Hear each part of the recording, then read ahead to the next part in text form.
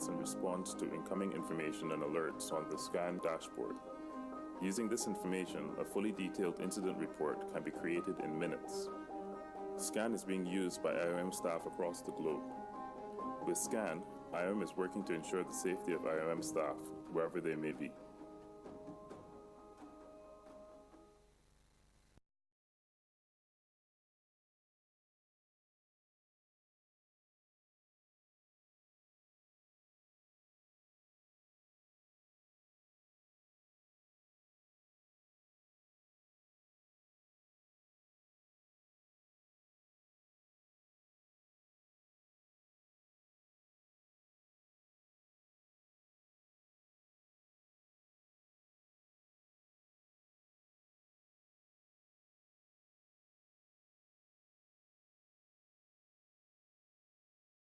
The potential consequences of crime or terrorism-related incidents, or avoiding them entirely. Border and external securities.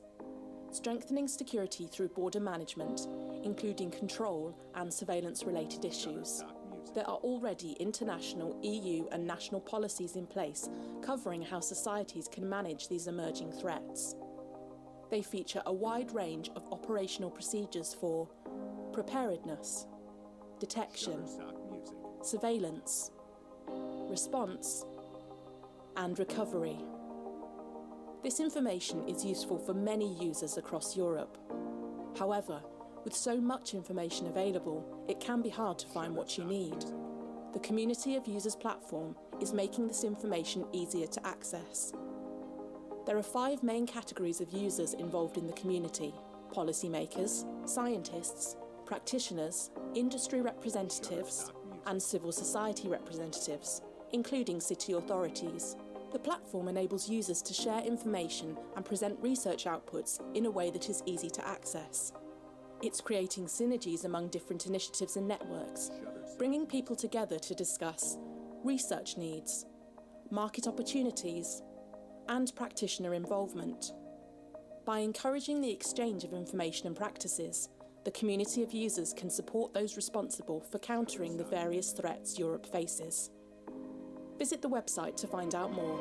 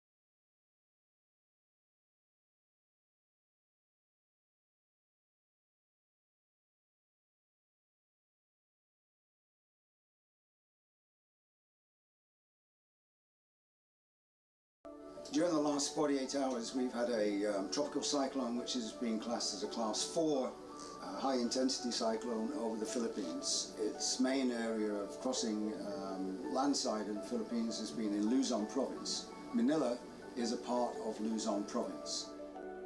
Participants were divided into 3 groups and locations. The command level group, representing IOM's Security Communications Center, received, validated, and responded to messages for assistance and help on the Athena dashboard. The participants in the other 2 groups sent regular reports and messages in the form of texts, photos, videos, and audio messages. We've got into serious problems here in that the weather has deteriorated, our vehicle has got stuck, and significantly, the 3 of us are in the vehicle, one of us got out, walked away to try and get help and hasn't come back. The water is rising, and please tell my family I love them. Please help us. We've sent a lot of messages to the OPSEN, but we've yet to get a response from them. Please help us. Rescue us. I've taken charge of this convoy after one person went missing. The rest of the staff members are panicking due to the severe weather. With some reason, the water levels are rising. However, if we stay above ground, we will remain safe, and I've brought the group to a safe location.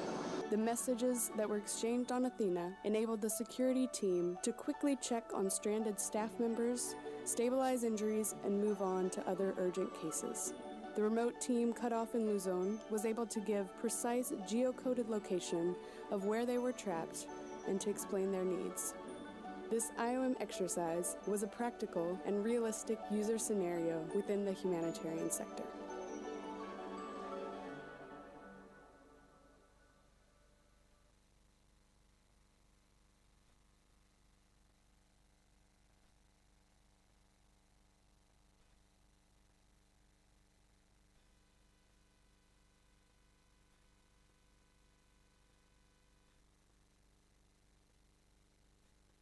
How to balance the values of freedom, privacy, and non-discrimination while protecting the security of citizens is increasingly a concern of open and democratic European societies.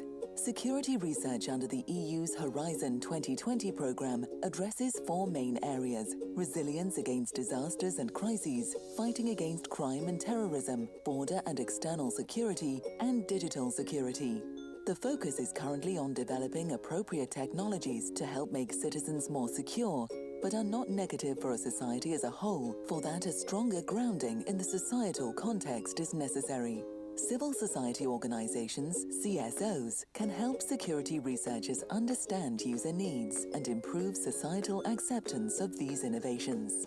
With this context, SecurePart explored ways to strengthen the engagement of CSOs in European security research. According to our findings, a considerable proportion of CSOs are interested in security research but have no access to security research.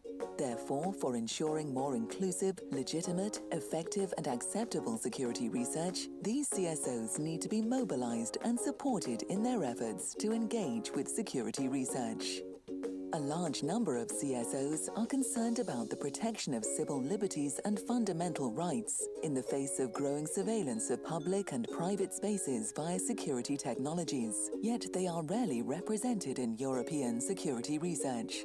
In order to achieve privacy by design or ethics by design, the CSOs, as one of the most trusted groups in society, need to be involved at all levels of the design.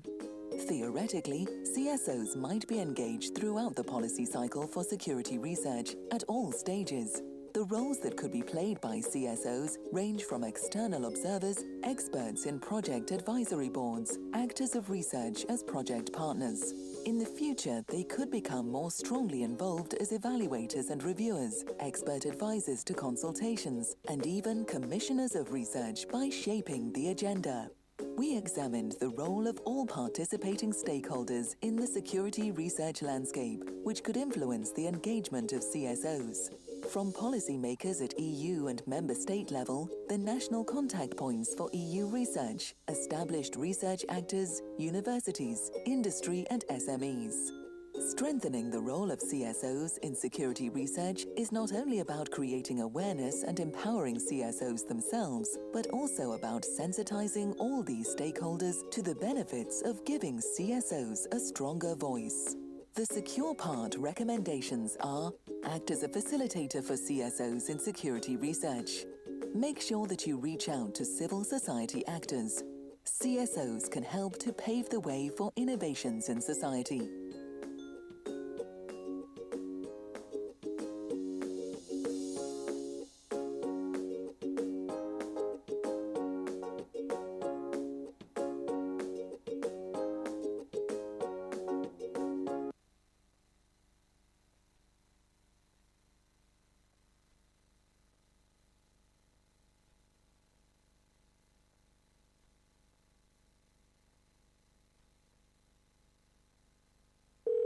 Hello? Hello? I need help. Are you okay? I can't understand. It's an emergency. Who is this? Hello? When a crisis happens, people urgently need information to make informed decisions. They also need to report their situation and request assistance. But in such situations, traditional communication channels are limited, and crucial information is often lost. IOM, the UN Migration Agency, in partnership with Centric at Sheffield Hallam University, introduces SCAN, a digital tool that harnesses new media technology to provide effective communication for IOM staff and security officers worldwide, as well as enhance situational awareness during a crisis.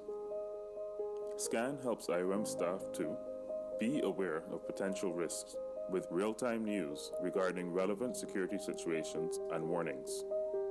Stay safe. Send your status and report a situation using photos, videos, and audio messages, enabling security teams to check on stranded staff members, stabilize injuries, and move on to other urgent cases.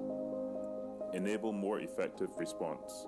Feedback from field staff is used to improve response and provide timely headcounts during an incident.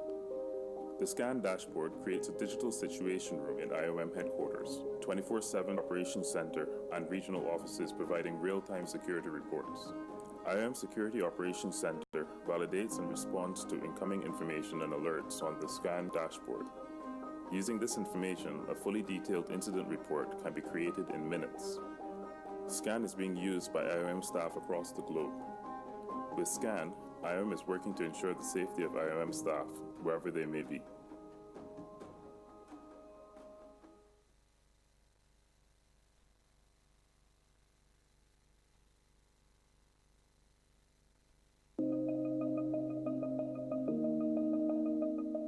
Our societies face growing threats that put our safety and security at risk. The Secure Societies Challenge is undertaking research and innovation activities designed to address these threats. The three core areas of the challenge are: disaster-resilient societies, enhancing the ability of our societies to prepare for and cope with disasters; the fight against crime and terrorism, mitigating the potential consequences of crime or terrorism-related incidents, or avoiding them entirely; border and external securities, strengthening security through border management, including control and surveillance-related issues. There are already international, EU and national policies in place covering how societies can manage these emerging threats. They feature a wide range of operational procedures for preparedness, detection, surveillance, response, and recovery. This information is useful for many users across Europe. However, with so much information available, it can be hard to find what you need. The Community of Users platform is making this information easier to access. There are 5 main categories of users involved in the community: policymakers, scientists, practitioners, industry representatives, and civil society representatives, including city authorities. The platform enables users to share information and present research outputs in a way that is easy to access. It's creating synergies among different initiatives and networks, bringing people together to discuss research needs, market opportunities, and practitioner involvement. By encouraging the exchange of information and practices, the community of users can support those responsible for countering the various threats Europe faces. Visit the website to find out more.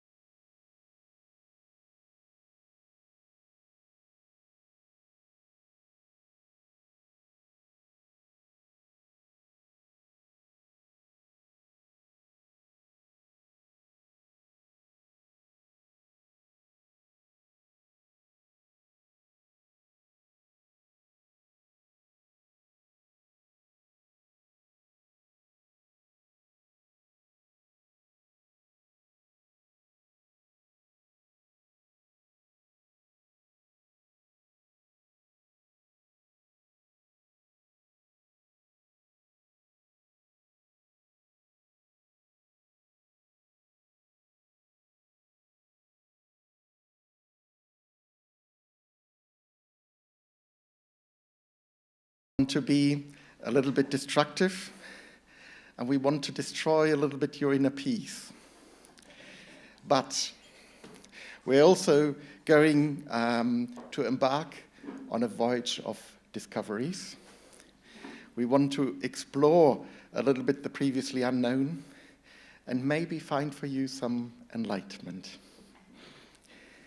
Ladies and gentlemen, with this little outlook on the day ahead, I would like to welcome you to the Chemical Accident Theme Day. We will explore today a little bit the interface between safety and security and how we can build bridges between these two separated areas. My name is Alexandros Kyriazis, and I'm the responsible policy officer for the Seveso Directive at the European Commission's Director General for Environment. I'm your host today, and I'm the one to blame should there be any complaints about the program today, but looking at you, I'm sure that this is not going to be the case. Our motto for today is Bridging Safety and Security Policies and Research, and this is the first time that we are trying to do this at the community of users, and we will have 4 sessions exploring the topic and the interface between the two areas from different angles. We will start with the research topic and then have a policy-related discussion, industry perspective, and the practitioner's perspective. As this is the first meeting of its kind, what we need to do today is to get to know each other a little bit more and to get familiar with each other, understand what everybody is doing, and we need to be destructive by breaking down the silos between the safety and the security community. Since we're only embarking on our voyage, the cruel part for you will be that we will only be able to scratch on the surface. But please feel free to dig deeper during the discussions, during the breaks, and in the continued networking that may happen after this meeting. I'm sure today you will discover many synergies, mutual benefits, and new opportunities. But we also need to understand today whether there are any gaps, obstacles, or needs for future research, because that's what you want to know. You want to know what's coming next. So all these aspects may be a little bit disturbing, but hopefully in a positive way, and they may give your work an additional angle or a new twist. You may find opportunities outside the European Union, or you may find new friends today complementing your work with their projects.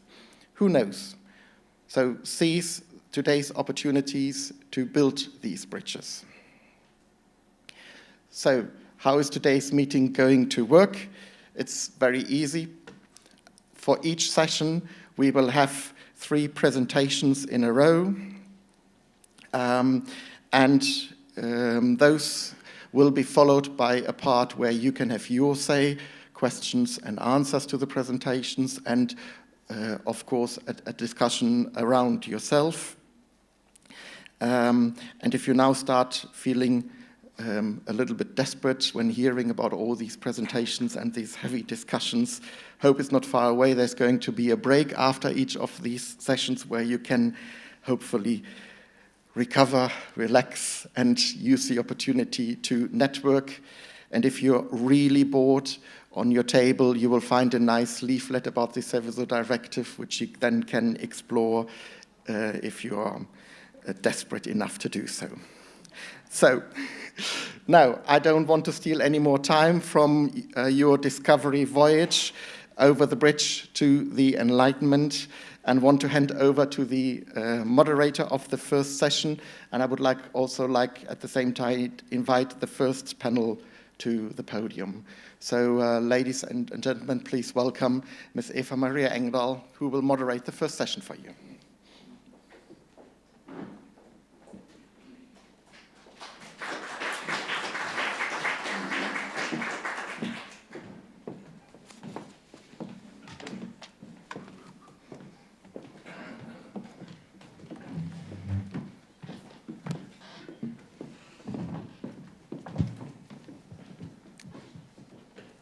Oh, I soon have all my panelists, my speakers, so I'll wait for the last one.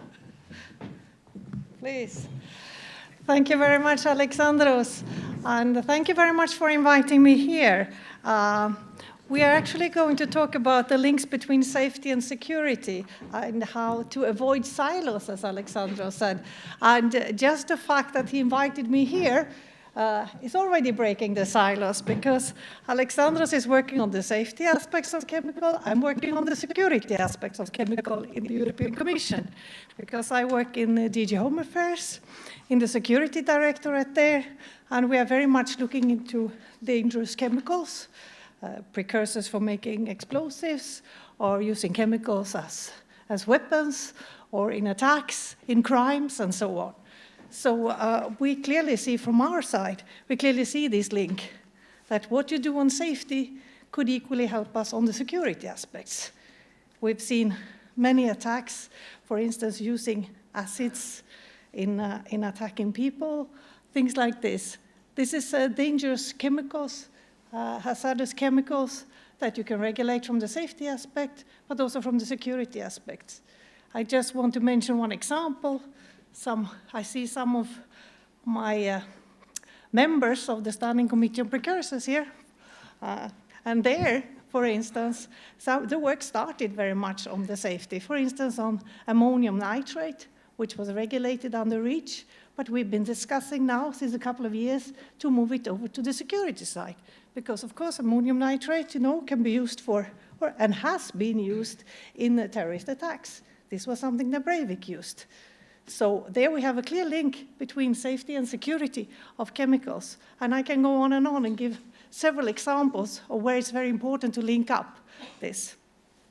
So, but coming also to research, this is something that's also very important, that we feed into the research and that we can use the research. This is something that's been very dear to my heart since I come from research. I spent 15 years working in research in the Commission, the last 5 years in starting up the security research program.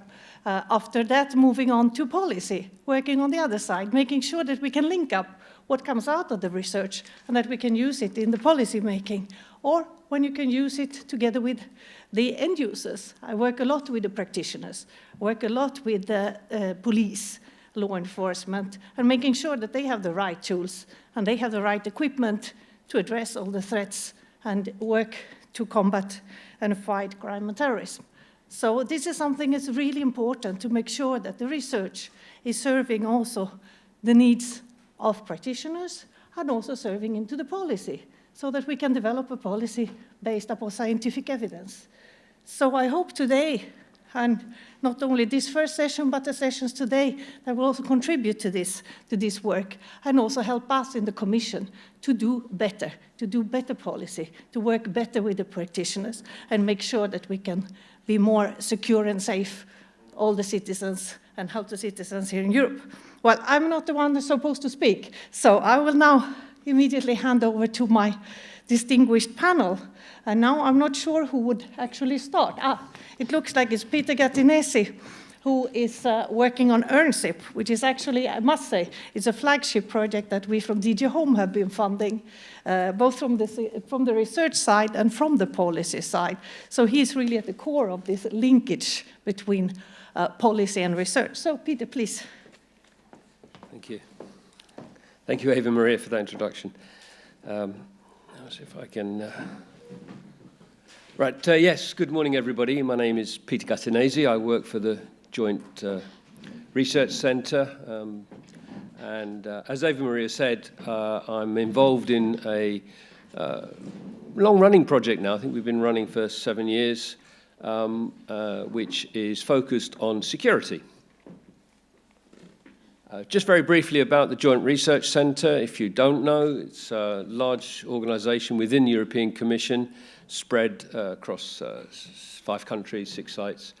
The largest of which is in Ispra in Italy, where I am. We're about, I think, nearly 2,000 of us work there, primarily scientists. What is EarnSIP, European Reference Network for Critical Infrastructure Protection? It's basically a network of different types of stakeholders with an interest in improving protective security, primarily around critical infrastructure. Critical infrastructure, the word critical depends on who uses it. Today in England, critical infrastructure is delivery of water, which has been disrupted because of cold weather. So my mother is now worried because she's not getting her water through. So for her, that's critical. Normally, critical infrastructure talks of national criticality. But the reason I'm saying that is that critical infrastructure is quite a broad heading. And so the work we do, while we focus on national critical infrastructure and European critical infrastructure, benefits everybody, all areas that operate infrastructure. Just briefly, how we support policy. Eva Maria has already said, we're one of the projects that derived out of the European Programme for Critical Infrastructure Protection, which was introduced about 10 years ago. There was a directive about 10 years ago. And some of the funding that was available for the programme was then diverted into various projects, one of which is EarnSIP. After we started, we were involved in work to do with Mandate 487, which some of you may be aware of, which was focused on 3 prime areas, one of which was CBRN activities. And we developed thematic groups as a result of Mandate 487, and I'll come on to some of those. And finally, just the other area is explosives detection, weapons and explosive detection, and that's clearly one of the current threats that faces Europe. Primarily, as I said, we're a network, but actually we're a series of mini networks. We call our little networks thematic groups. They're groups of experts, subject matter experts, convened around a theme. These are the ones that we are running and have run. And it's important to say that when a group has finished its work, it finishes. We disband it, and then we put our resources into the current priorities. We've currently have 7. We've finished 5 others. One of the earliest ones was the aviation security detection, which contributed towards the common testing that is now available particularly for airport scanners. Because initially, each country had to test their own airport scanners. So manufacturers were quite concerned about that because they were having a lot of costs to keep testing, when basically a scanner, when it's installed in an airport, has to do the same function. So that's one of the things we've sort of contributed to.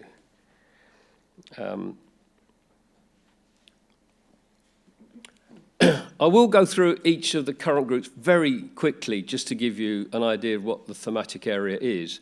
But I think given today's discussion, and you're looking at the links between security and safety, what I wanted to emphasize is what we actually produce. And we produce different types of products, deliverables. As I said, we're primarily a scientific and research institution at the JRC.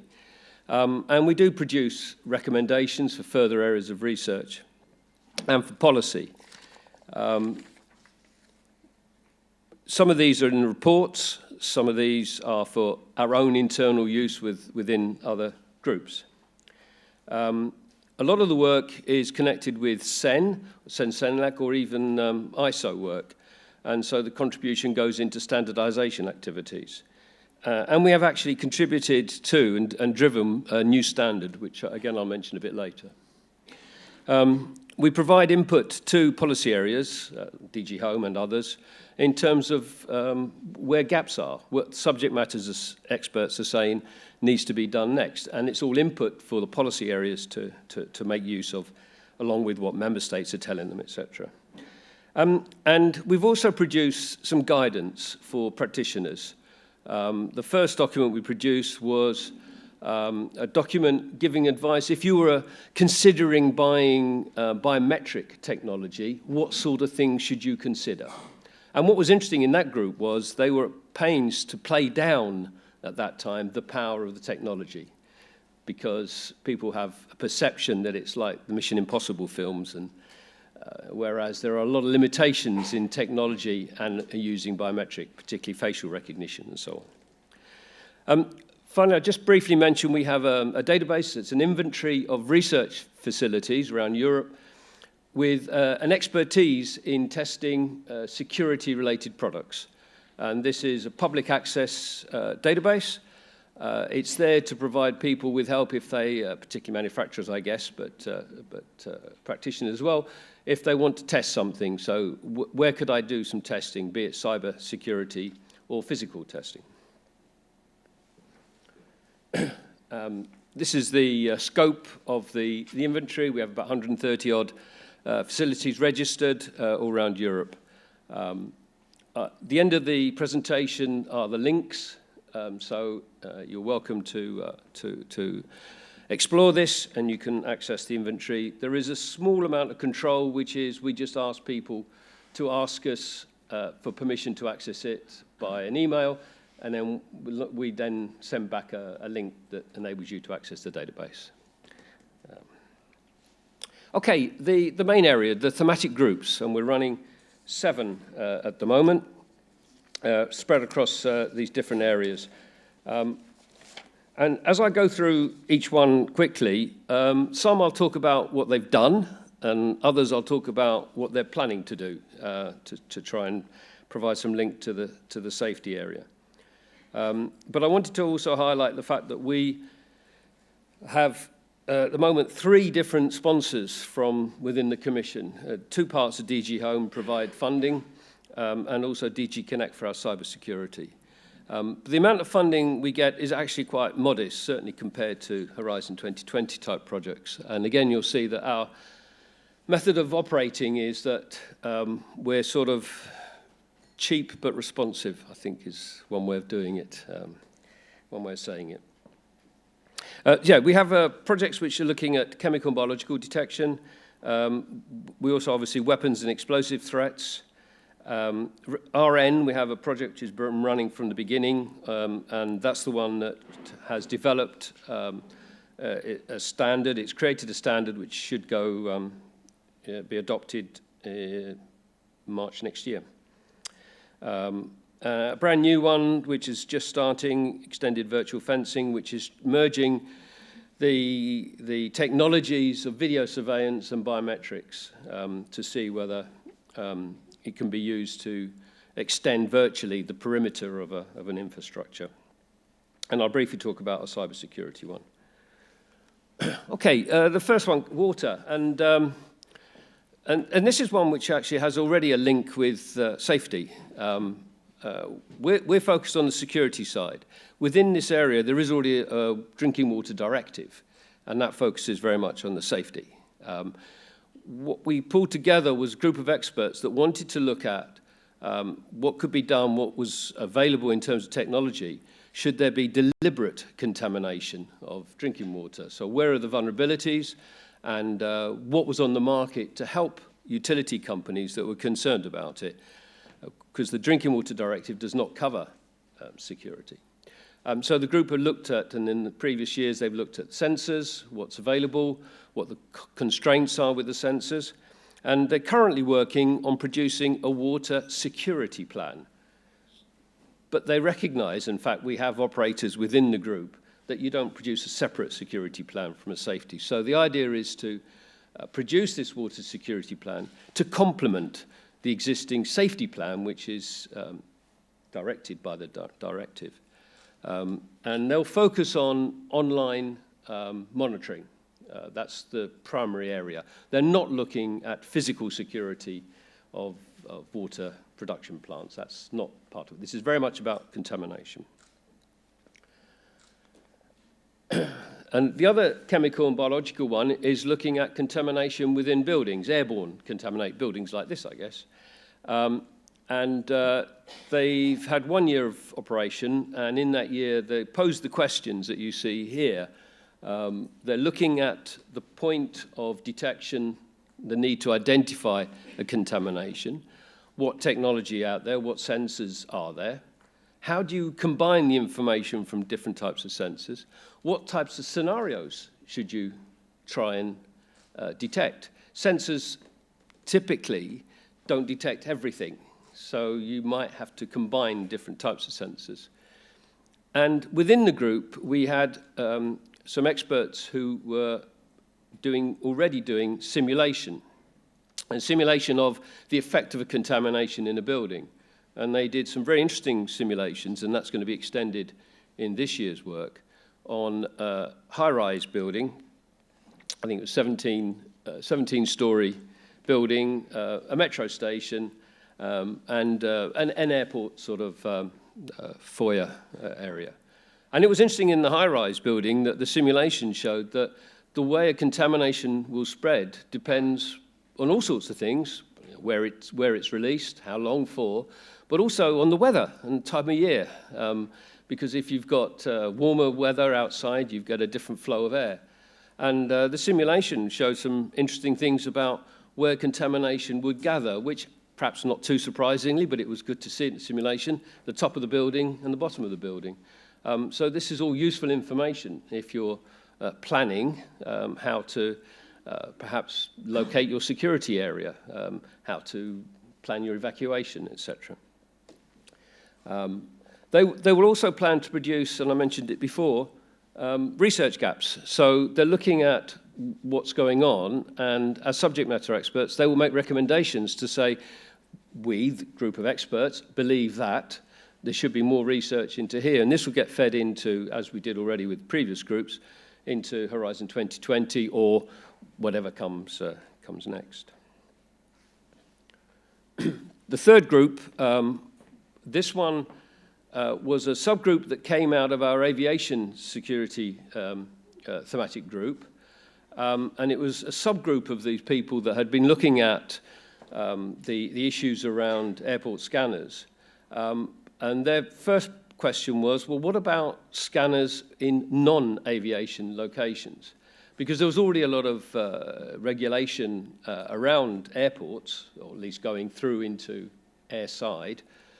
But as you see, when you go into places in the Commission buildings here, there are scanners, but there are no regulations, there's no real guidance, and each operator sort of does their own thing. So the group looked at where there were gaps in terms of advice for people doing detection of weapons and explosives. And what they found was it's a huge area, and each type of location has its own requirements.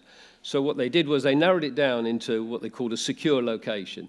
And a secure location tends to be like an infrastructure site with a perimeter. So some form of control with access points, pedestrian access, staff access, goods access, mail, and then looked at each of these areas and said, what does there exist at European level? What's needed? And they came up with a series of recommendations and prioritized them, saying there should be work done, as you see here, guidance on screening vehicles at checkpoints going into a building. They also made recommendations on research, and on training was another one.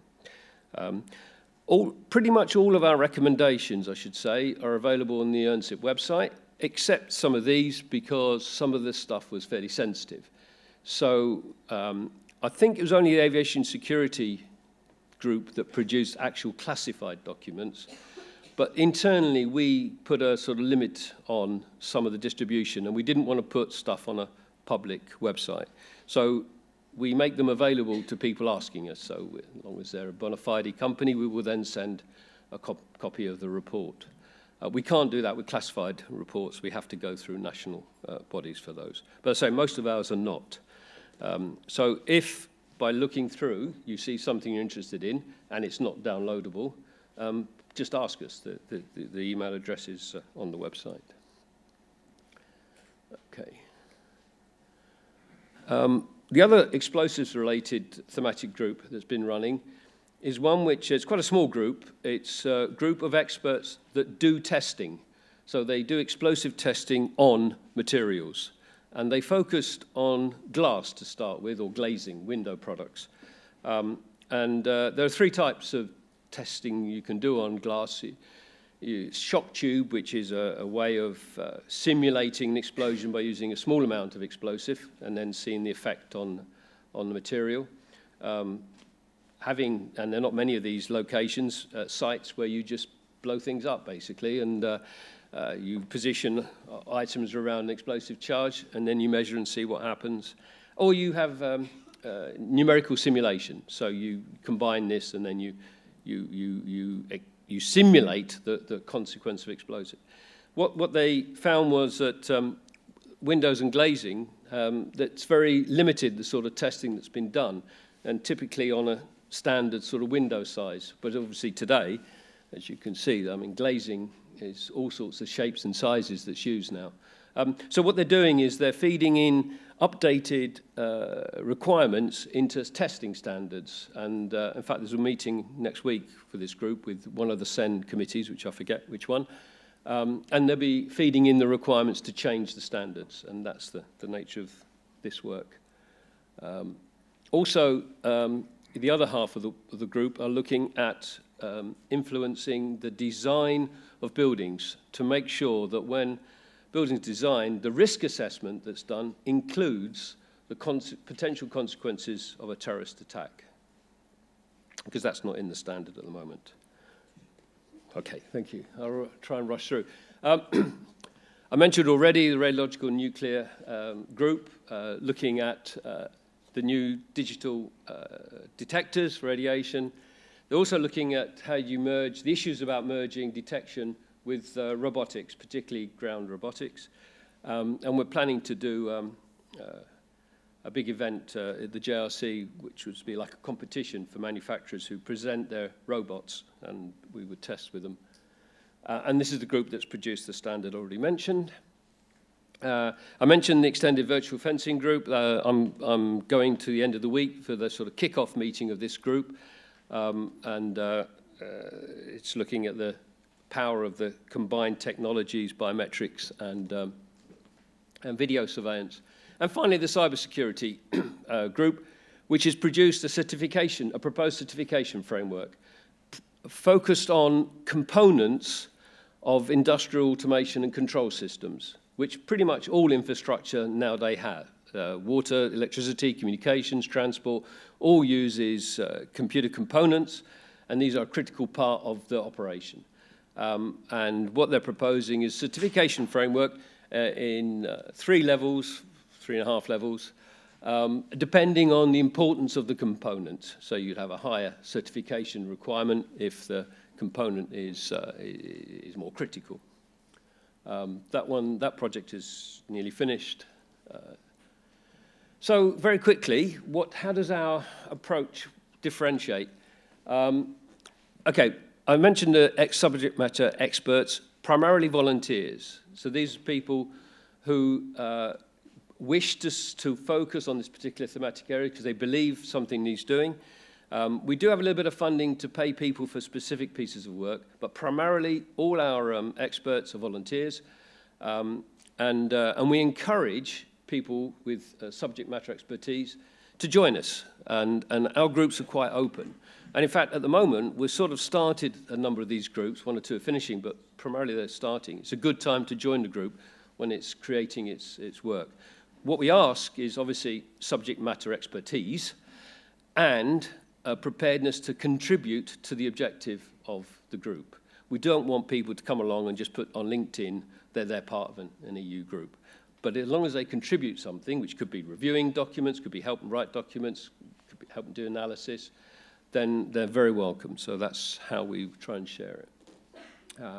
I went through. I did mention lower cost because I don't think we use a lot of money. However, consequence of that is slower delivery. We have to rely on the volunteers. They've got day jobs, and the day jobs obviously take priority. So we do have a sort of delivery problem, and that's part of our job within the JRC to try and help manage that, and that's what we do. We facilitate. Just to sum up, so EarnSIP, a network of volunteers across all the stakeholder groups. One thing that we really need and we find hardest to get are operators, end users. And so one way around this problem of recruiting end users to the groups is that we run an operator workshop every year-ish. And that way we get all our groups can get present to this group who will turn up for a day or 2. What we find is difficult is getting operators to join a group because, again, they don't have the time to do that. So, again, this is how a network like EarnSIP can help contribute to smaller thematic groups that are doing work. There's the links. So, I'm sure these are distributed, aren't they, afterwards? So. Hello. Yes. Thank you very much, Peter. I'm conscious that we started a bit late, so we are a bit late also, but we'll try and manage because I still want you to be able to have a discussion with us. So I think we'll immediately move on to the next speaker, Maureen Wood. Yeah? Who will talk about activities of the Major Accident Hazards Bureau. Maureen is also from the Joint Research Center, so please, the floor is yours. Thank you. Okay, it's working. And well, while we're getting the presentation up, I'll start it already because I know what my first slide is, and I can say it. The Major Accident Hazards Bureau has, there we go, and forward, yeah. Our focus is on industrial accident prevention, and I'm here to talk a little bit about something similar that Peter talked about. He already explained about networks, and in many ways, although we also have some different aspects, we also fulfill a similar function that we bring people together and we facilitate common work to solve common problems to do with chemical accident prevention. We've been in existence formally since 1996, but actually at least since 1980, when the Commission decided, the member states decided that there was need for a directive for comprehensive directive on chemical accident prevention. The SAVES directive was first authorized in 1982, and it's in 30 member states, plus Australia and New Zealand also operate a version. Our main partner, let's say, is DG Environment, because DG Environment is the SAVES directive, and the SAVES directive core of chemical action prevention in Europe is the SAVES directive. It's the philosophy, it's a system, it's got a performance standard. And so I think we're here today because we're working together to try to get that same philosophy into other parts of the stakeholder groups that are working with pieces of this, but may not be, for example, necessarily working only with chemical safety, but they also might be working in chemical security. So we've expanded our portfolio quite a bit recently, and now we are also working with DG ECHO because there has been an evolution, let's say, in the disaster risk management field, particularly as you might see with the Sendai framework for disaster risk reduction coming out of the UN. Prevention has become a very important element, and now they have also included technological risks. And technological risks are very strong on prevention, probably you might say, in comparison to natural hazards, because natural hazards, the prevention part, there are limitations, but when you have a technological hazard, it's man-made, and not only can you prevent the major portion of it, but also it's an expectation of the public. The public expects us to prevent man-made disasters because we make them. And another area that we've started to work in, we've actually been there's been an attempt for many years to put security, particularly the C of CBRNE, in together with safety. Initially, though, it was kind of very unsophisticated. It was a bit, you must be able to do this. But now that CBRNE as a field has really become more prominent, more people have been working on it, the relationships seem to be clear, and it's not a marriage, it's more of a partnership that it's more of a evolution one to the other. And so there's a better understanding, I think, that now than we had, say, 10 years ago, particularly when this particular part of security became very prominent.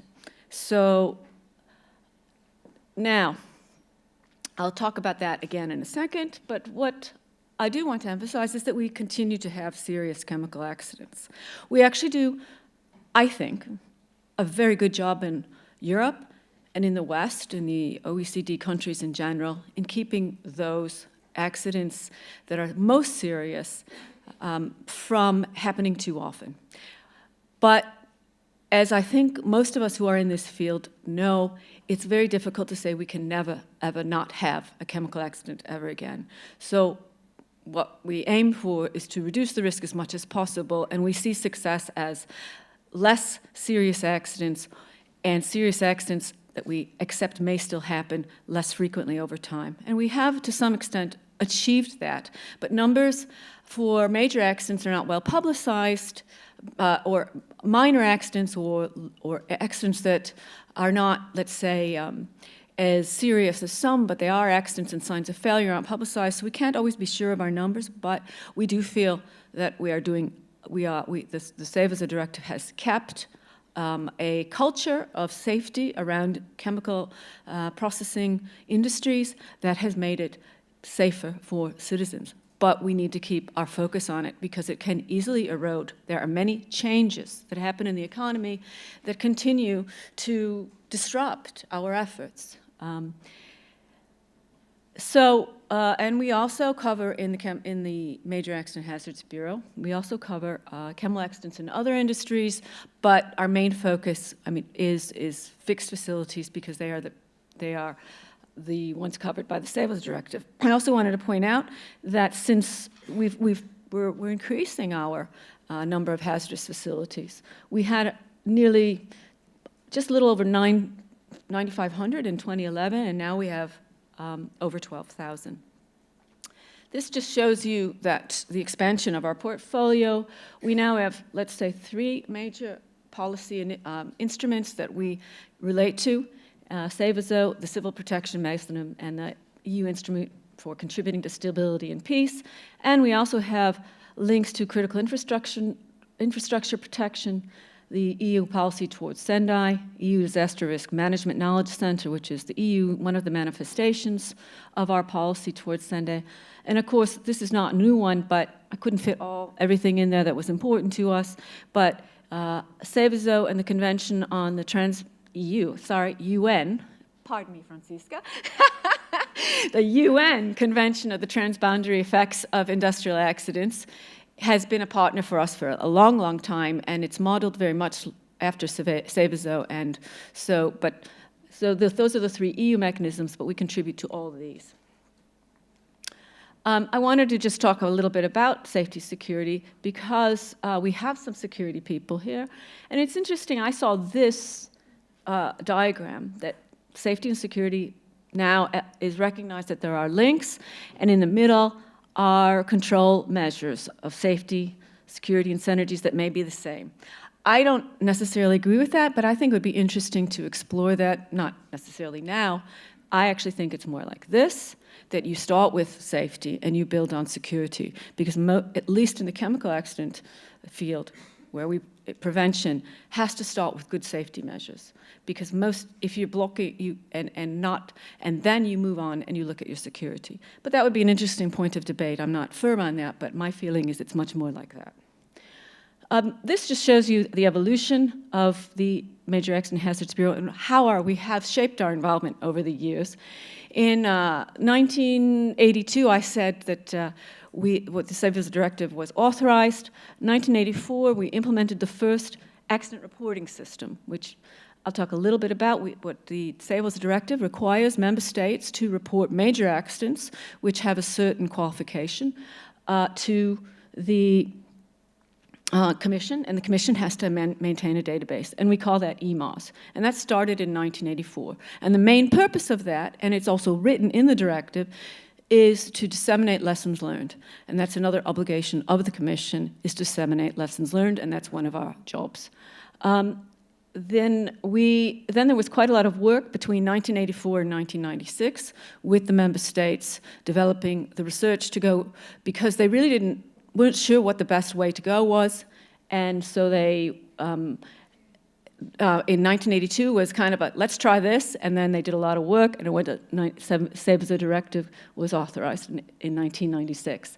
And then we did a lot of guidance, and we've evolved towards capacity building, which is another one of our new areas of work since about 10 years. And then we now do a lot of facilitating with member states in terms of training and good practices to help that capacity building. And so you see capacity building, UNEP capacity building. And that's all based on a lot of the work with the member states. And down at the bottom, this is one of our main areas of activity where we produce collaborative technical short guidances on chemical accident topics. And this is the network that is very similar to what Peter was discussing. The GRC facilitates some products through our work of CEVAZO experts, which is one of our core areas of activity.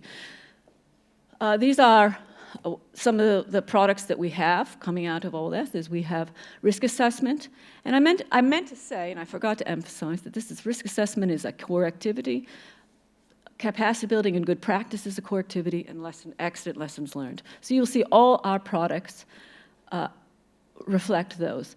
We have, I'm not going to talk about this because it would be endless, but we've developed over the last 5 years a consequence assessment model for chemical accidents for competent authorities, which helps competent authorities work with a system that's that they don't have to be super experts to come up with very complex results from a very complex modeling exercise, modeling toxic releases, explosions, and fires. That's called ATOM. It's on our website if you want to learn more about it. We collect, as I said, EMAS is on the left of that. That's a form for lessons for the accident reporting. You can find that also a link to that on our website, which I'll show you later. And eSpears, we also maintain the reporting system for Seveso establishments, which is also required by the directives. There's our capacity building. We're doing training, and so much of our work just comes out of the lessons learned and good practice and our experience with member states with training. And we do capacity building includes a lot of sort of ad hoc consultation. How do I do this? Maybe you should talk to so-and-so. We're not experts in everything. We're not working with the plants directly, but we generally know who is. And so that a lot of our work in capacity building is either training on risk assessment, a few other things like inventory, site hazardous identification, et cetera, we do directly. And then a lot of the work we do is saying, we know who does this well, or here's the good practices that our member states have shown to us. So we use our network to help other countries, third countries, our neighborhood countries, and our larger countries to get better. And that's that product at the far right-hand side on the bottom is one of the products of our Savers Inspections Group. It's a good practice report on management of change. It's about 8 pages, and it's just a streamlined technical guide on what you look for in an inspection, which can also probably help operators too. I'm almost over with this presentation in case my moderator's getting nervous. This is, I think, my last slide. So what do we do actually? What's our aim? Just to reiterate, we try to help local or national government. Here's a question we might have. I have a big gas storage plant near a residential and commercial area. Is it safe enough? The local and national government can go to our accident scenarios handbook, and they can take a scenario, and they can they can say, oh, that's a scenario, and then they have a starting point to model it. We also have the ATOM software. They can do consequence assessment. Industry operator can look at good practice report that we have just published on fireworks and explosives, or a lessons learned bulletin. A policymaker can look at our EMARS database and say, so what accidents are happening? What should I be worried about? Is there a chlorine site here? Are there some chlorine site plants that might be able to give me some lessons learned for this chlorine plant that I have in a critical location near some residences? A safes inspector will find some technical guides for specific areas of inspecting plant safety management systems or technical measures. And of course, as I said, in a large neighborhood country, we try to help them to understand where their risks are and where to go forward in their program.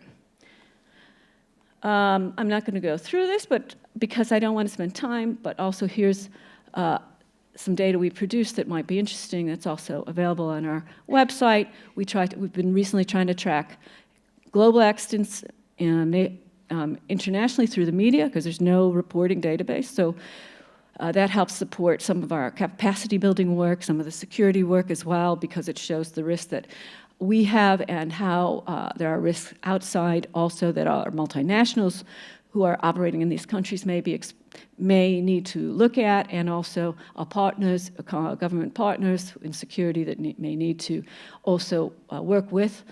Perhaps some of we might want to help them improve their safety, because that's an element of also security management and the CBRN side. So we sort of try to get a picture of this.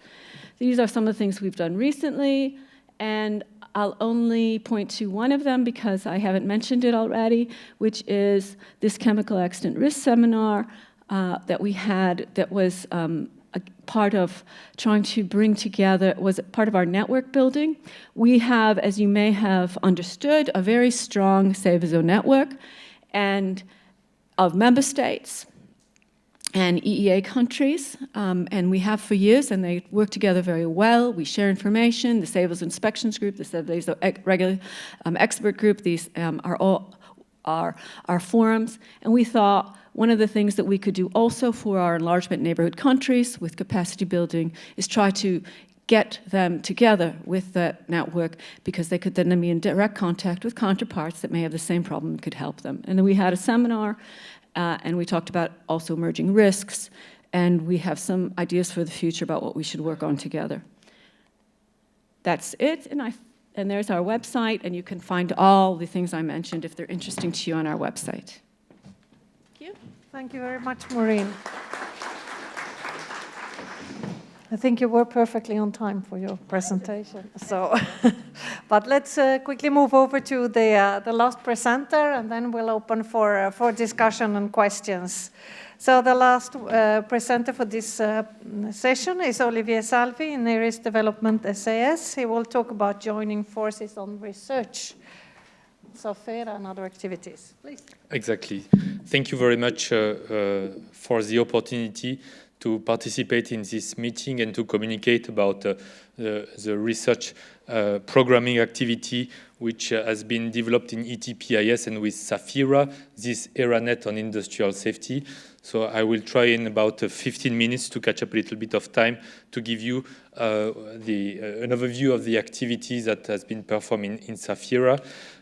So first of all, I will explain some background about SAFIRA. I will explain how SAFIRA was developed based on ETPIS. So I will explain what is this European Technology Platform on Industrial Safety. The core of the presentation will be on how the research programming has evolved in the last 10, 12, 15 years, and what will be the driver for the future for research programming, especially at the interface of safety and security. I will illustrate also the achievement of SAFIRA with a list of projects that has been funded by the member states who are collaborating through SAFIRA. And finally, I will give some remarks on an important topic, which is the implementation of research results.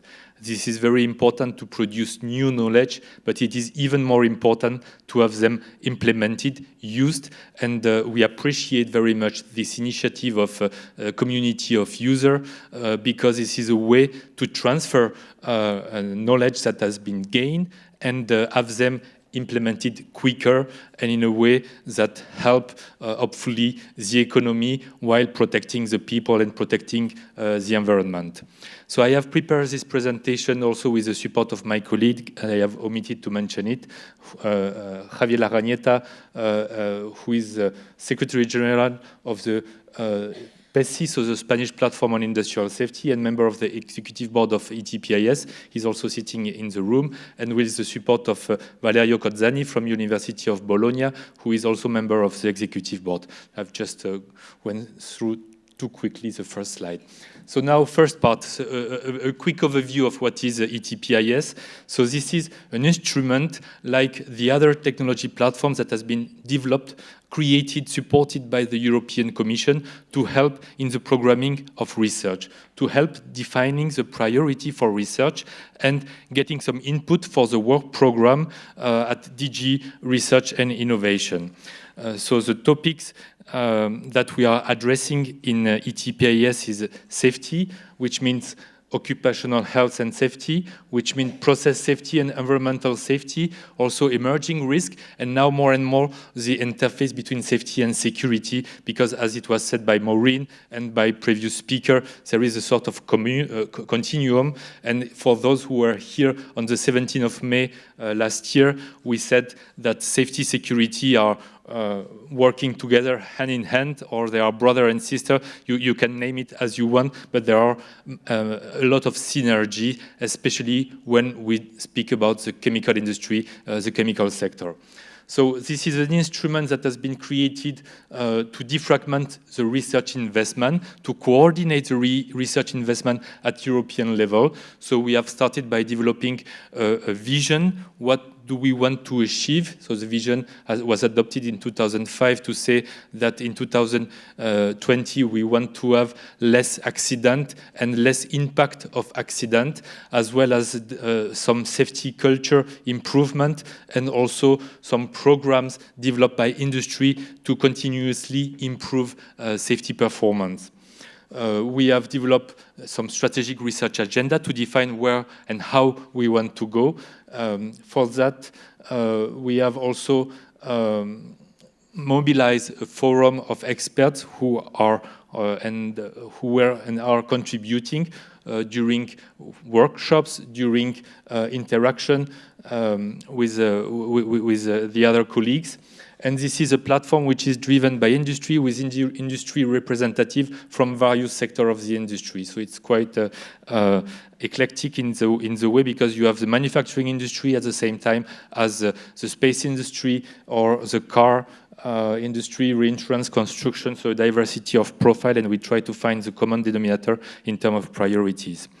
I will speak about the mission of ETPIS. They are, like for all mission or for all platform, first to help for the research programming, so to define the research strategy. Second is to bring people together to address the challenges, the scientific and technological challenges, and develop a project. And the third mission is dissemination, which means share the result to have them used, implemented by those who need.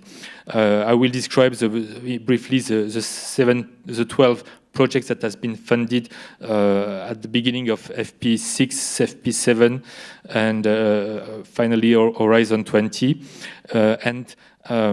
Yes, what is important to notice, and I will come back to that later, this is the evolution of the research programming from a bottom-up approach to a more end-user-driven approach. Now, what are the topics, the global topics that are addressed by ETPIS? First, the conventional risk. And as Maureen Wood was saying, despite all the efforts we can develop, there are some accidents that happen, mainly or often due to safety culture deficits. So we have to continue to work on how to gain knowledge on organizational safety, but also better understanding of the chemicals and the reactions that may happen. And of course, there is another line of work, which is the innovative industry, how to accompany innovation so that it is safe, that the business is sustainable, and that the user of the technology are not exposed to additional risk. And finally, there is a line of work which is about the development of safety and security technology, product and services, ranging from the development of smart PPEs, so personal protective equipment, but also services like control, inspection of equipment, industrial equipment, to verify the integrity or improve the maintenance so that we have a better performance of this equipment. So, as you have understood, ETPIS has developed projects in different topics, so integrated risk management, personal protective equipment, aging of infrastructure, and this ERANET to bring together member states to define their priority together and allocate national funding to coordinate the research investment. I will come back to that, which is a key point of my presentation.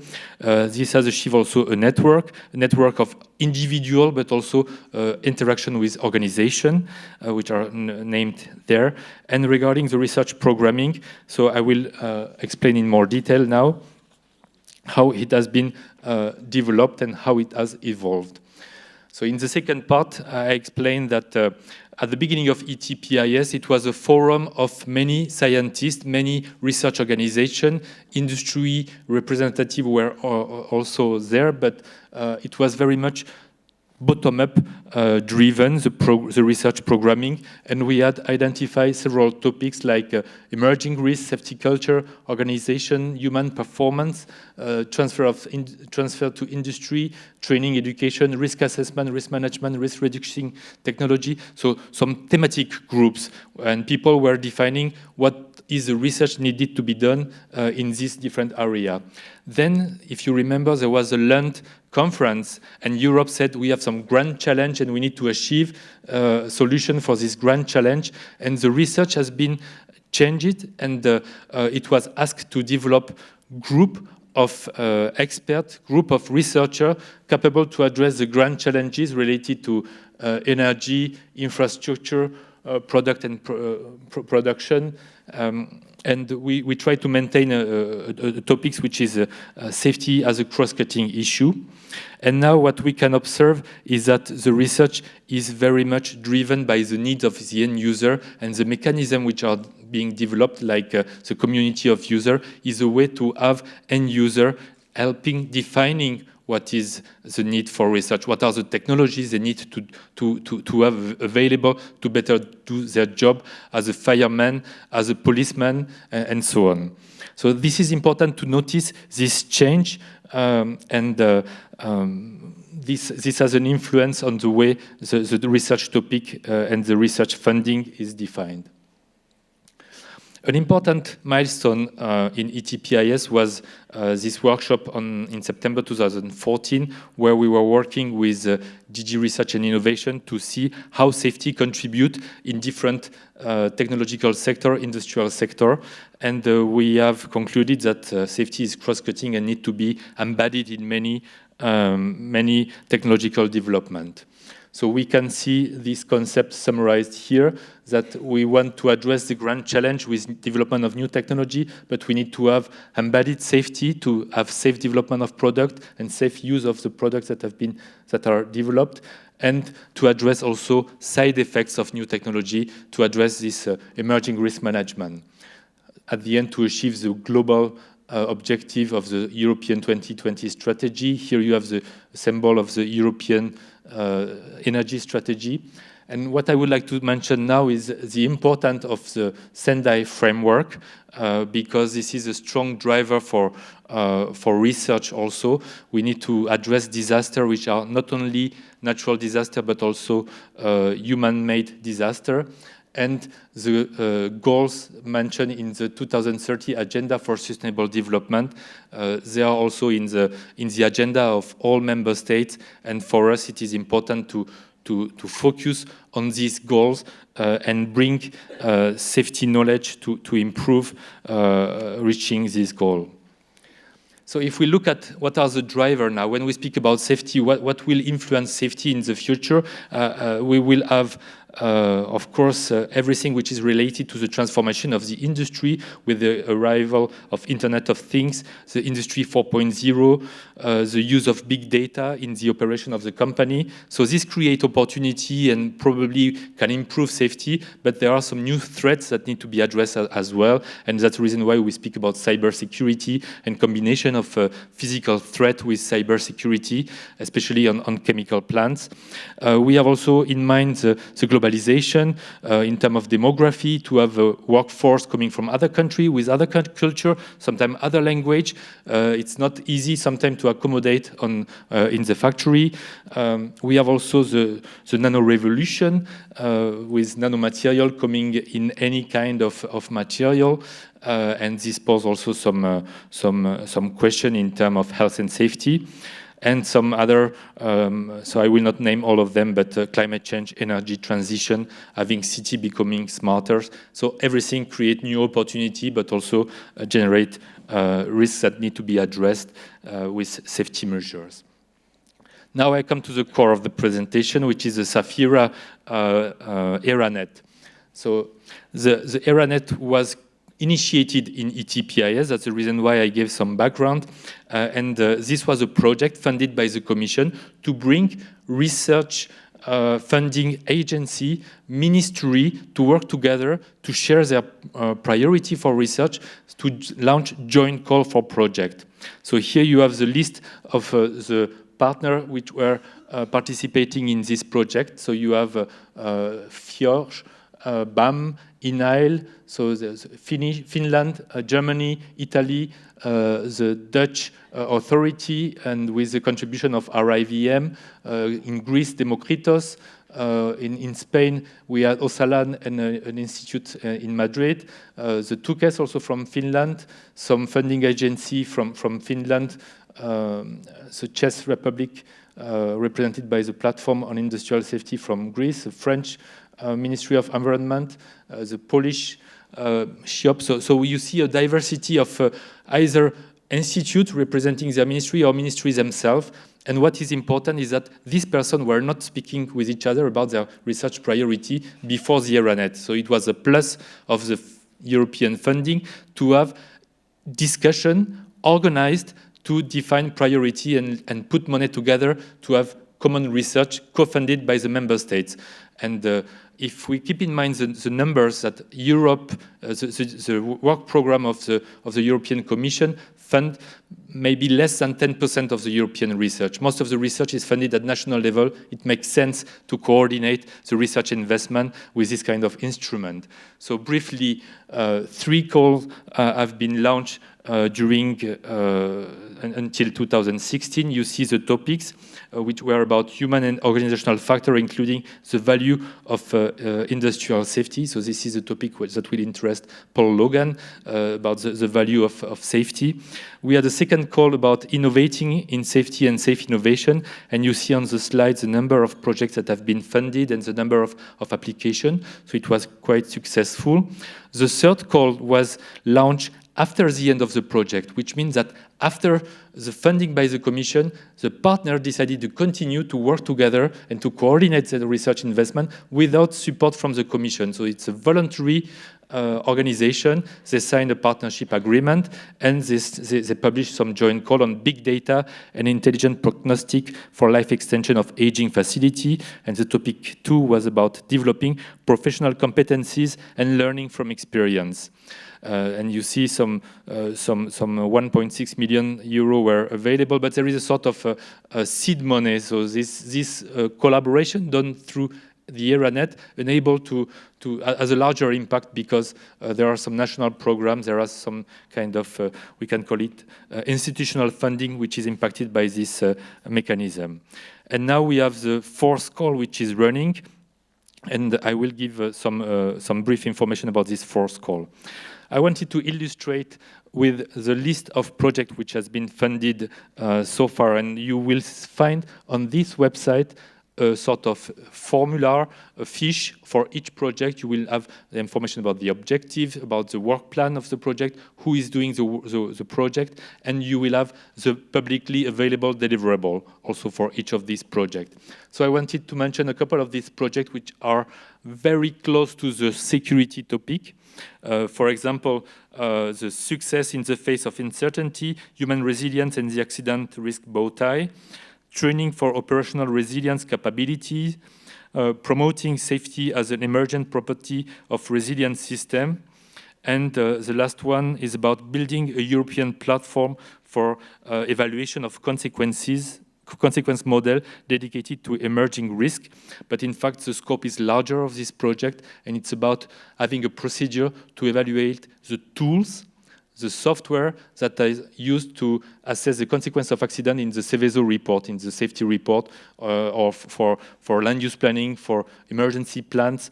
So in this project, BAM, so from Germany, Demokritos from Greece, HSL from UK, TNO from the Netherlands with RIVM, University of Bologna, and Ineris as a coordinator, they have developed a procedure to assess the software and to give some feedback to the developer and also some information to the user. In this project, there is a database of all tests that had been carried out to develop models or to validate models for consequence assessment. And you have also some kind of information on the range of application of all these models. So this is, the website will be released in a couple of months where you will find all information on this Safidra project. The last call, which is running at the moment, because 25 pre-proposals have been received. The first call, which is running at the moment, is about new technology and the effect of major changes in industry, and measuring and monitoring safety performance, so key performance indicators. So this is a topic which is very much in the air, how to measure safety performance. And these topics have been selected after a consultation, which is briefly described here, where between February and April, we collected 49 contributions about ideas of research priority, and the Safira representative reviews this contribution and decided to select these 2 topics based also on the funding available.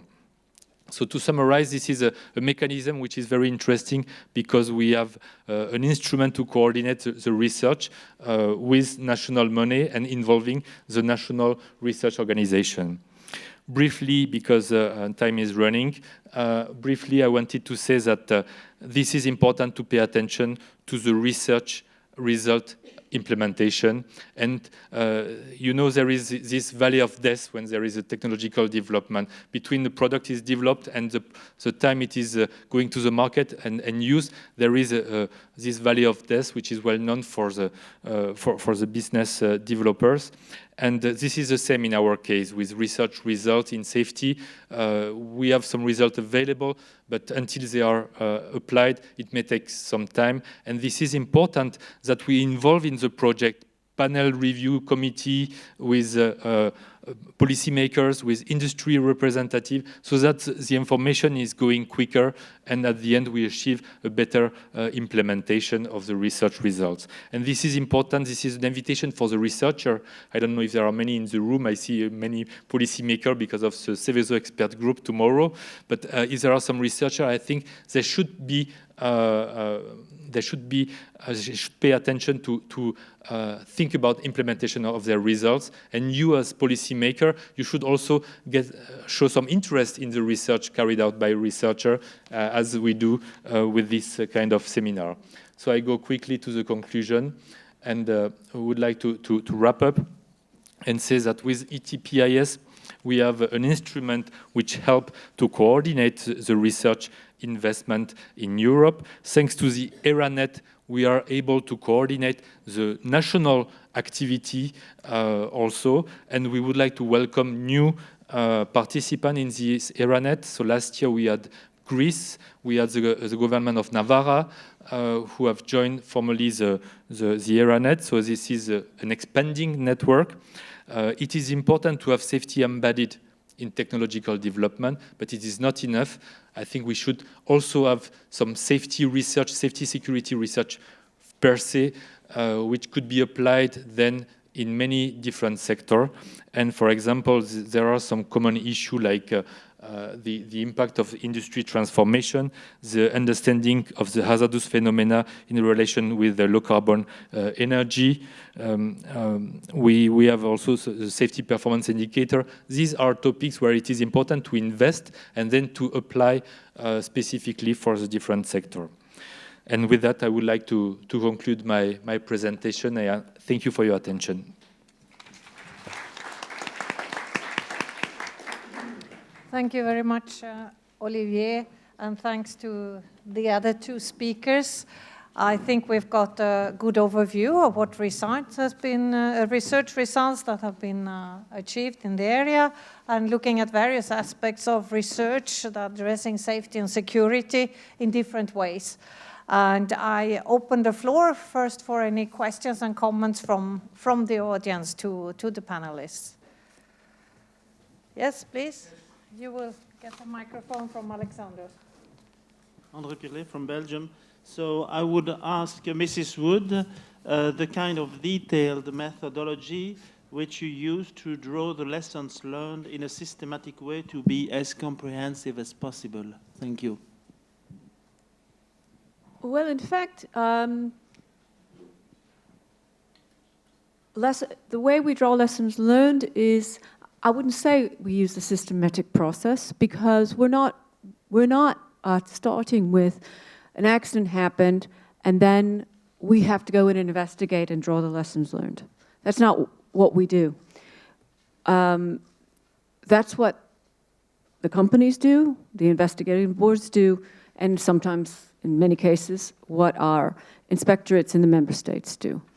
What we do is we take the information they give us and we look at, and we analyze it, and we look at what happened, what they told us happened, and a lot of times what we find is the lessons learned that they give us are implied but not stated. So we extract, if they say that the mistake happened because the contractor did not have the plans for the original structure of the establishment when he built the new process, then we look at that and we say, that's a lessons learned, but that wasn't in the report. So we're taking our accident lessons learned from reports that are made from investigations. And our process is to take some common themes, like we've recently done a series on emergency response. And actually, my colleague who started this process with me is here. She no longer works for us, is Zsuzsanna Gienisch, but she's actually the architect of our strategy, so she can also tell you of the philosophy that we both implemented together. We look at reports together that are thematic. I mean, we don't do what the Chemical Safety Board does in the US. We don't go in and study one accident. We're studying usually groups of accidents to find common patterns. So we look at what happened. Sometimes there's excellent lessons learned, sometimes there's medium lessons learned, and sometimes there's almost no lessons learned, but terrific detail on the accident. And then we say, and then we draw those out, and then we find patterns in the series of accidents, and then we say, these seem to be the key issues coming out of this series of accidents on emergency response. And that's it.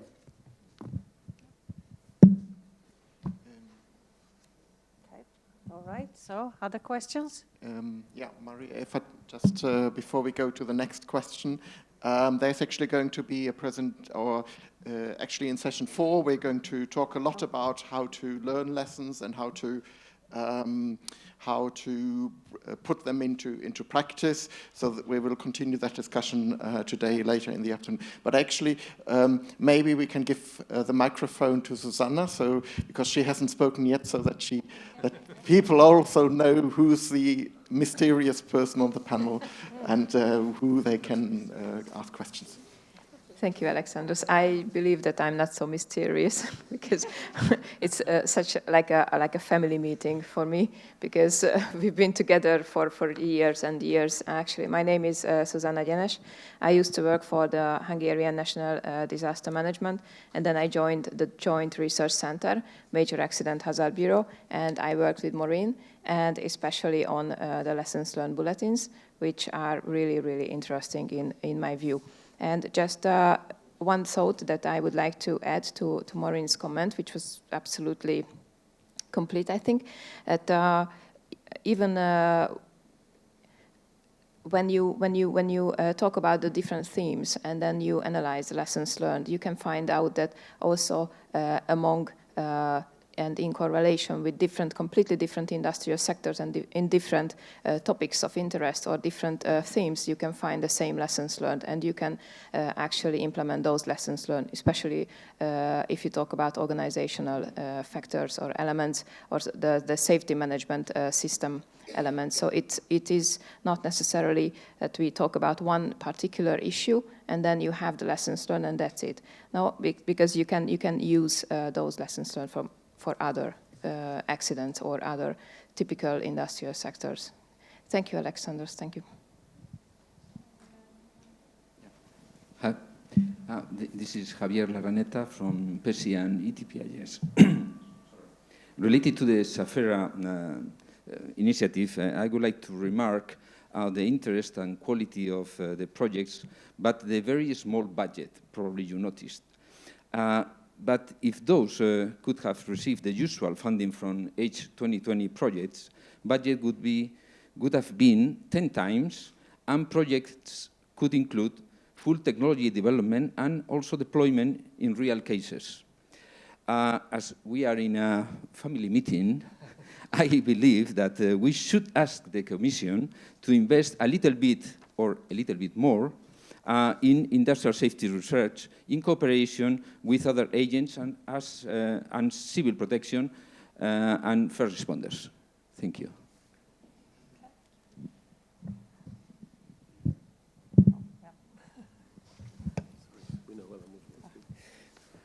So do we have other questions? If not, I'll put the question myself, because I was very curious to hear, I mean, following up from the last presenter, what do this is for the older panel, what do you think we should do more for the future, how to achieve a more inclusive approach to safety and security research? Because we are now starting to look into FP9 and what should be in there. I'm very much curious to see if there are any also ideas how to bridge this valley of death that you are talking about, because this is something we are facing all the time, that we have research which is finishing, then we're waiting for it to be implemented, but someone has to take this forward, and how could we support that from the European level? So this is sort of a question to the whole panel, forward-looking, what should we do more at the European level for the future? Yeah.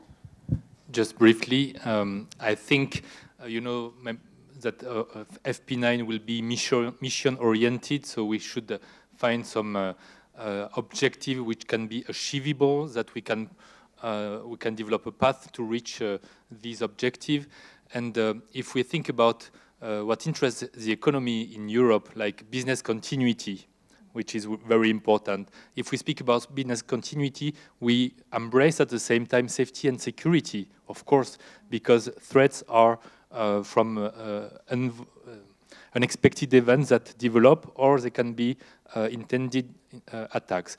If we speak about a mission like having a more sustainable use of energy in the company, which means that the company will have more circular economy at their own level or at a local scale with other companies working in symbiosis, using more energy, renewable energy, like biomethane, or like also some other energy which are cleaner, like hydrogen. So we know that flammable substances like methane and hydrogen generate new risks. So for companies which are not producing any chemical, incidentally, because they want to be green or greener, they use biomethane and hydrogen. So this will generate new risk. So if we think about all these missions that our society should achieve to have a better economy, a more sustainable business, I think safety and security will bring a lot of solutions that will contribute, at least for the two examples I have mentioned. Thank you. Peter, you want to say something? Yeah, thank you. I agree. There's much between the two areas that can be done in parallel or in fact in conjunction, particularly in terms of response. If there's some form of incident, the response mechanism tends to be the same regardless of the cause. I think there is one area I think we have to bear in mind. There is a difference. A secure place isn't necessarily a safe place, and a safe place isn't necessarily a secure place. And the one difference I think that in my area sticks out most is that, for example, the lessons learned that's just been mentioned, that's something that can be shared. In fact, it's helpful. The more that's shared, the more people benefit, because the causes of safety problems do not read these reports and then do something in response. Whereas in terms of security, malicious actors will look at this information. If you start saying, this is how you might protect yourself better, and you make that very public, then the malicious actors will respond to that. In fact, they do respond to that. Every time there is a new type of threat, then there's new measures in place, and then the threat changes. So there is this fundamental difference that a malicious actor responds to whatever we do. Thank you. I think we have to look at who doesn't know that safety and security work together. I think that's only something that has evolved in the last 10 years, and it's evolved at the highest levels. And now it has to trickle down to the actors that make that happen. It used to be, when I started, that security and safety, there are people, as I mentioned this sort of in my presentation, people see the links, but they don't for a long time, we didn't understand them. And there's been painstaking effort to understand them. I think to a large extent, we do understand them. And now we realize that safety, at least in the chemical business, is the foundation of security. Because if you understand how an accident can happen, you also understand how an incident can happen, which is very much what Peter just said. So who doesn't know this? Olivier said, possibly the producers of biogas don't know this so much. There are industries that are emerging that don't know this. I hear all the time from electrical engineers that I know, well, I know two, but this is the work they do, that we are going to eliminate safety with automation. And actually what I see with that is the valley of death. automation, they don't understand, obviously. If they think that they're going to eliminate any safety problems by automation, they're going to create a lot of safety problems, and then we're going to eliminate them. So we have to look at who doesn't know that that safety and security are partners. I think you concluded very well. So, so on that safety and security are partners that have to work hand in hand. So I think this could be the concluding remarks from this panel. We have one. We are running over time, but if this is linked directly to this, please. Yes, Juha Rautjärvi from Finland, from the CBRN Association. I will fill that gap regarding the time. Now, filling in that valley, I suggest that we should really pick up the low-hanging fruits, the innovations, and those of the research and development, and invest now a lot pragmatically on that, so that we can fill in that valley which is now death. We cannot wait for the results to come. The risks and threats are evolving, and our security solutions on the ground must be evolving too now. Thank you very much. I think this is food for thought for the coffee break also, how we can address this issue, because I think it will continue to come back in the coming sessions as well. I just want to thank very much the panel for their good work, and I will then invite you for coffee. So maybe a big applause to the panel.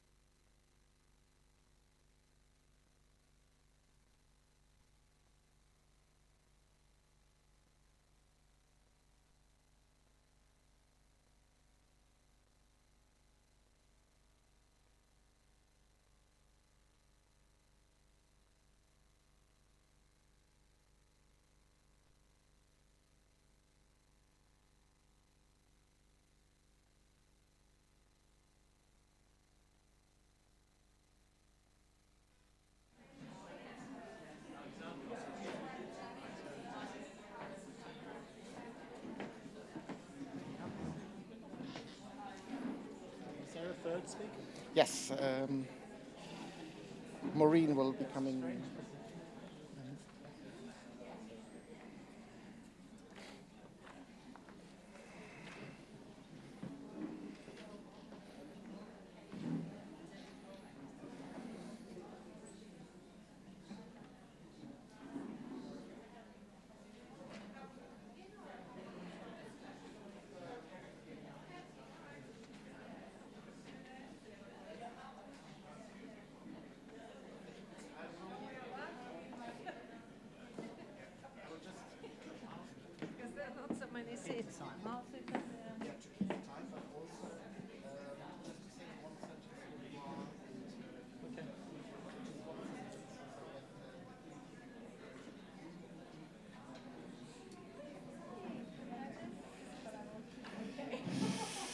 Okay.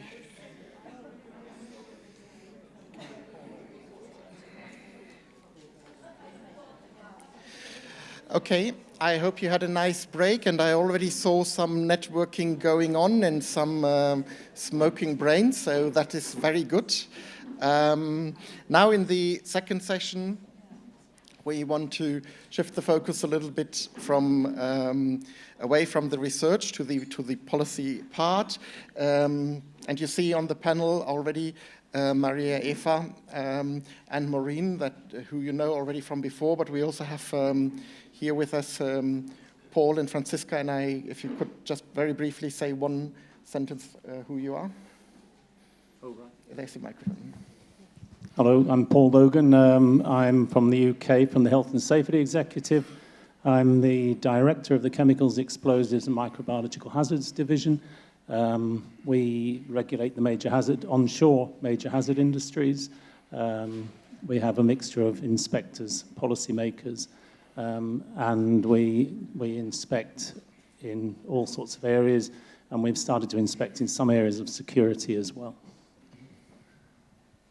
Hello, good morning, everybody. I'm Franziska Hirsch. I represent the United Nations Economic Commission for Europe, where I am the secretary of the UNECE, short name for our organization, the UNECE Industrial Accidents Convention, Convention on the Transboundary Effects of Industrial Accidents, illegal instruments which I'll present in a moment. Thank you. Pleased to be here. Okay, so I will not waste any further time with an introduction. We are running a little bit behind schedule, so Paul, if you would like to come to the podium, thank you. Okay, and thanks for the opportunity to come and talk to you today. Sorry, where are we?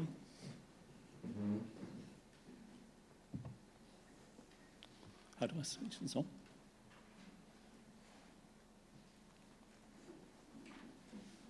Is this? Okay, so security and safety, and how do they link? Well, some interesting points made in the previous one. You know, they're intrinsically linked, but the problem we have in a lot of countries is that they are regulated in different parts of government and different people, and different standards apply. And I think we're increasingly facing the challenge of how do we marry these two together. So, you know, what are we worried about? You know, any security incidents that could lead to a major accident, basically, which could affect the environment, our safety of people and health, and it may have major impacts on the economy.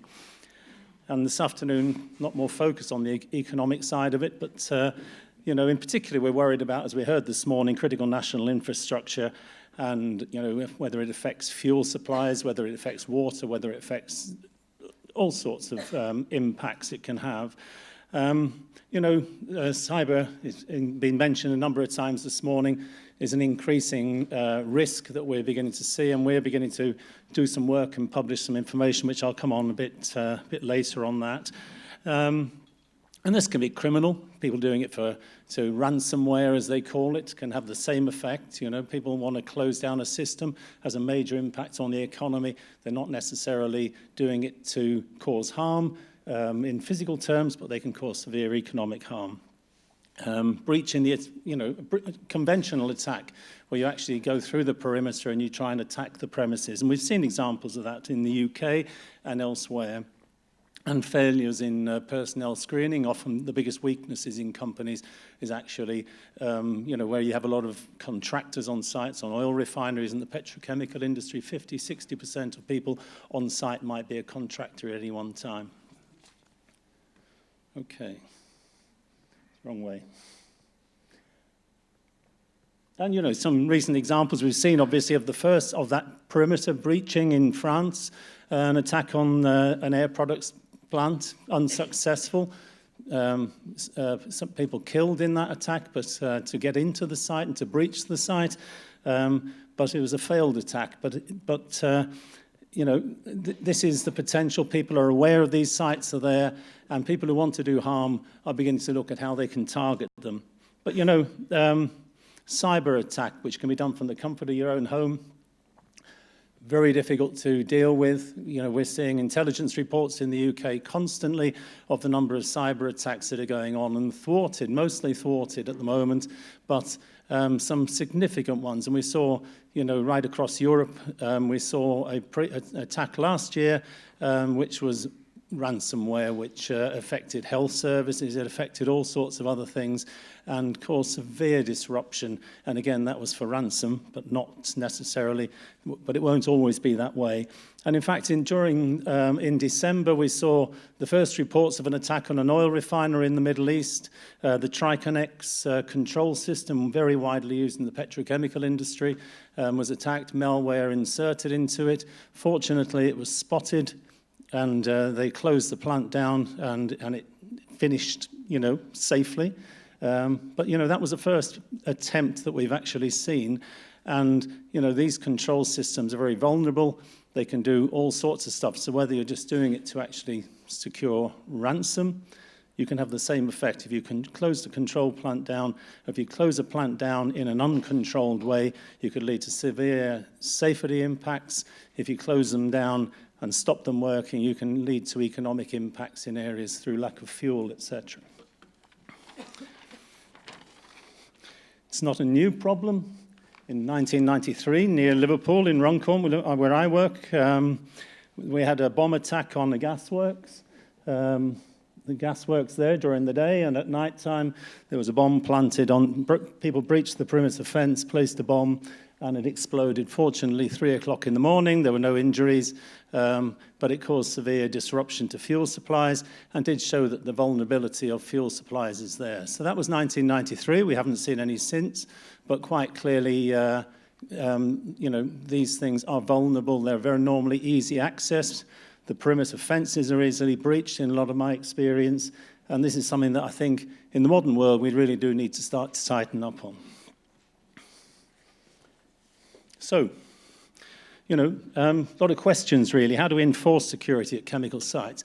Interestingly, we see a position in some countries where the security services do a lot of the investigations at sites, they do a lot of the controls, but they don't necessarily have the legal powers to actually say this is enforceable. And if they get to a situation where a company says we don't want to do that, who enforces it? Well, actually, I'll come on to how we're approaching this in the UK in a minute.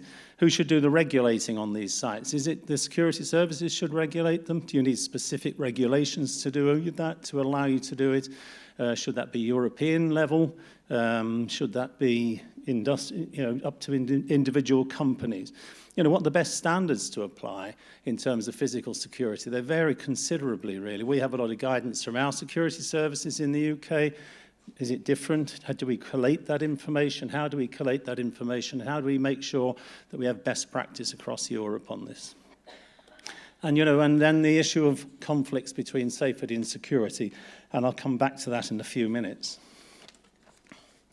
Okay, so what does Seveso say? Well, actually, member states, obliged to take all necessary measures to prevent major accidents. So our recent legal advice in the UK, and this may be different, I understand, is quite different from how others are interpreting this, but our recent legal advice is that any malicious incident which can lead to a major accident is relevant for COMA. That's how we've implemented the Seveso directive. So effectively, we're being informed by our government lawyers that actually as a regulatory body, as part of the competent authority, have the legal virus, and we should be taking responsibility for security on sites, but we don't have the competence to do so. And that's part of the difficulty. So effectively is how do we best work with our security services to achieve that aim? So who should do the regulating? You know, who is competent? Well, as I say, we're not competent in all these areas. We're competent in some areas of security, and we actually do that, and we are training people specifically in some particular areas, which I'll come on to. You know, so a lot of stakeholders in this, our HSE, Health and Safety Executive, and our environment agencies cover the Seveso sites. We've got the Centre for Protection and National Infrastructure, which are security services, counter-terrorism security advisors, part of the local police force that we give special training to so that they can actually go and understand chemical plants or biological agents, units, etc., or in explosive sites. And then we also have more recently set up the National Cybersecurity Centre, which is based at GCHQ, and we're working very closely with them as well.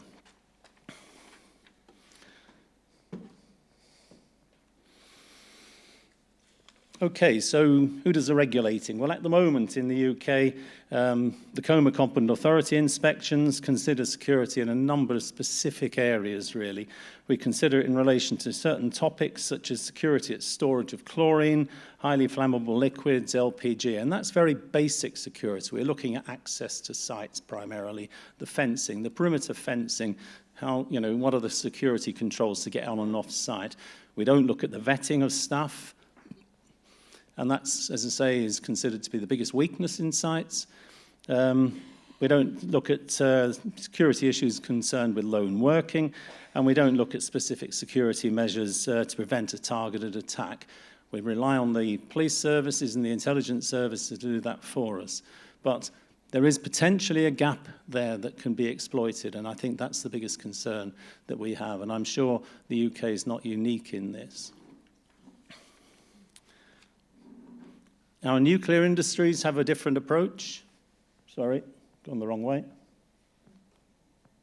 Still going the wrong way.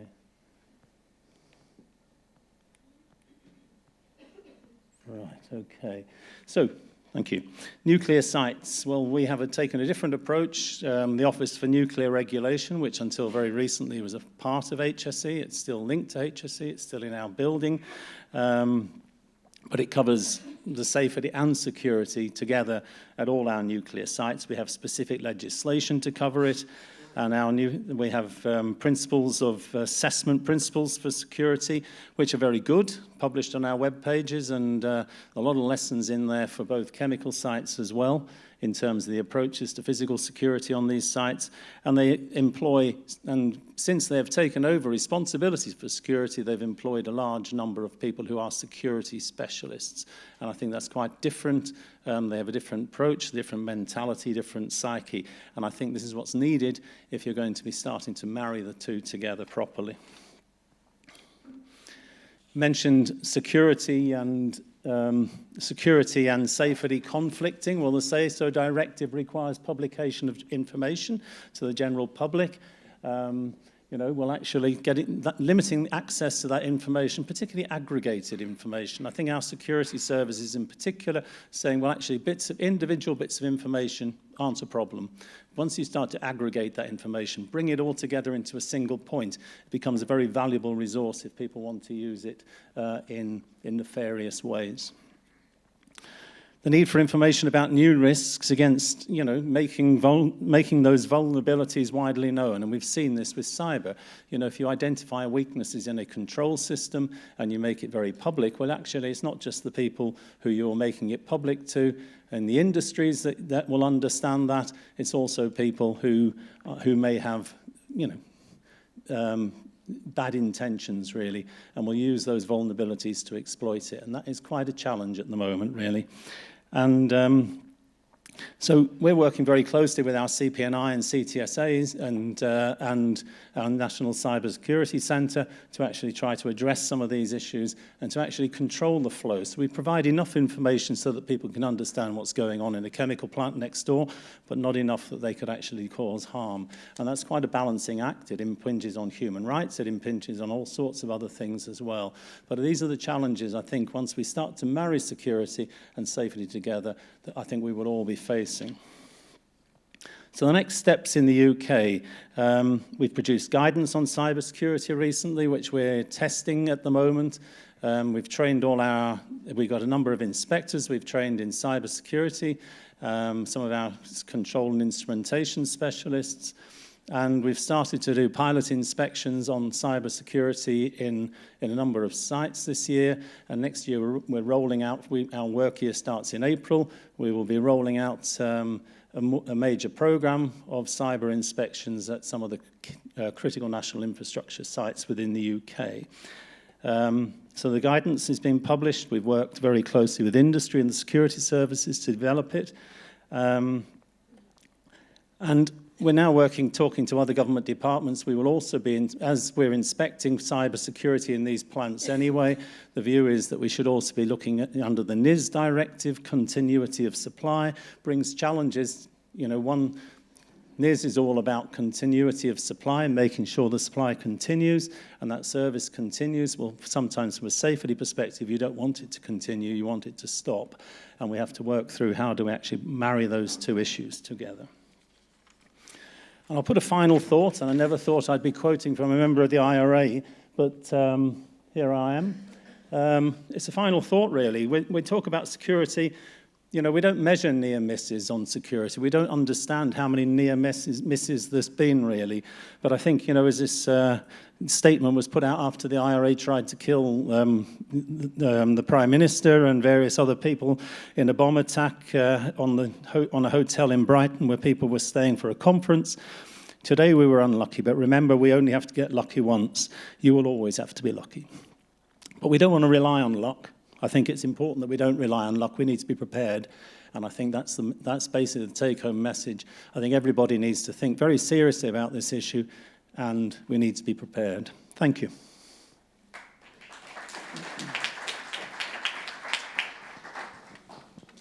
Thank you, Paul, for these insights from a clearly well-advanced member state. Now we're moving and have a little look outside the European Union. Franziska is going to talk about on the specific needs, obstacles, and opportunities for non-EU countries, but actually also want to make already immediately the connection that this is not only a question of EU or non-EU, but it's also a question of countries that have sufficient experience and capacity, and countries that have less experience and probably also less administrative capacity, and that may, of course, also affect some of the EU countries. So, Franziska, thank you. Thank you very much, and thank you for the opportunity today to make the bridge between the EU and the non-EU countries, and here I'll be speaking about the non-EU countries in the UNECE region. So these are the countries in the EU's eastern neighborhood, the Western Balkans, and Central Asia. Hopefully the presentation gets up in a moment. I'll already tell you that I would like to highlight these needs naturally on the basis of our experiences at UNECE. So I'll firstly take an opportunity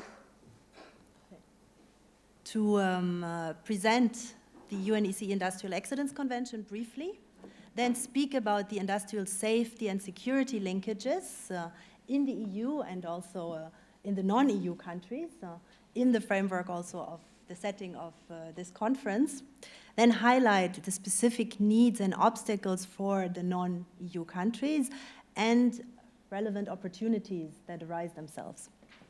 Now, first of all, the Industrial Accidents Convention. The convention was negotiated following the Sandoz accident in 1986, when large volumes of firefighting water as a result of the accident poured into the Rhine and caused a large toxic plume of 70 kilometers long that traveled from Switzerland up to Germany, France, up to the Netherlands. And back then, at that stage in time, governments realized that there was an absence of cooperation in mitigating the effects of the then worst environmental disaster in Europe that killed thousands of fish and aquatic life, but that also that there was no mechanism in place for governments to cooperate in preventing industrial accidents in the first place. The convention was adopted in 1992 and it entered into force 18 years ago in 2000. It naturally focuses on transboundary cooperation between countries, covering accidents of a technological nature involving chemical substances, including such accidents that are caused by natural disasters.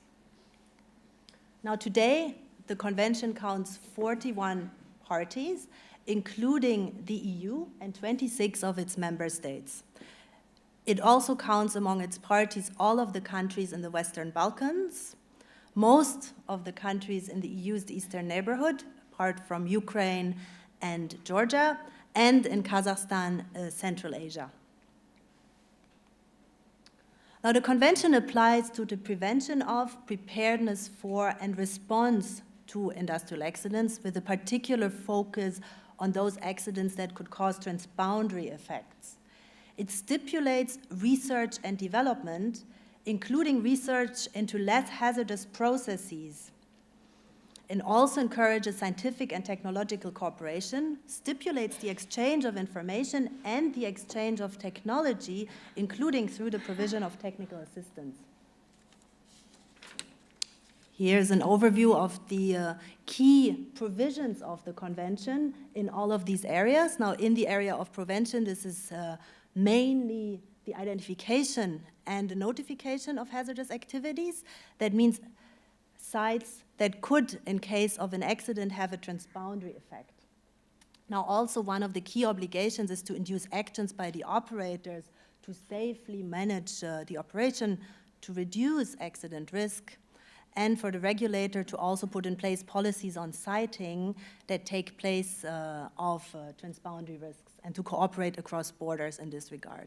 Now, also in the area of preparedness, there is transboundary cooperation required for the development of joint or harmonized contingency planning across borders, further to the obligations to have an on-site contingency plan by the operator and an off-site plan developed by the regulator in cooperation with the operator and the community. Now, countries are also encouraged, in case an accident should happen, to coordinate their response measures and to provide mutual assistance, further to accident notification also, to make this possible in the first place. Now, the convention is closely aligned with the EU Seveso directive. In fact, Annex 1 of the convention is aligned with the Annex 1 of the Seveso directive as it relates to upper tier installations.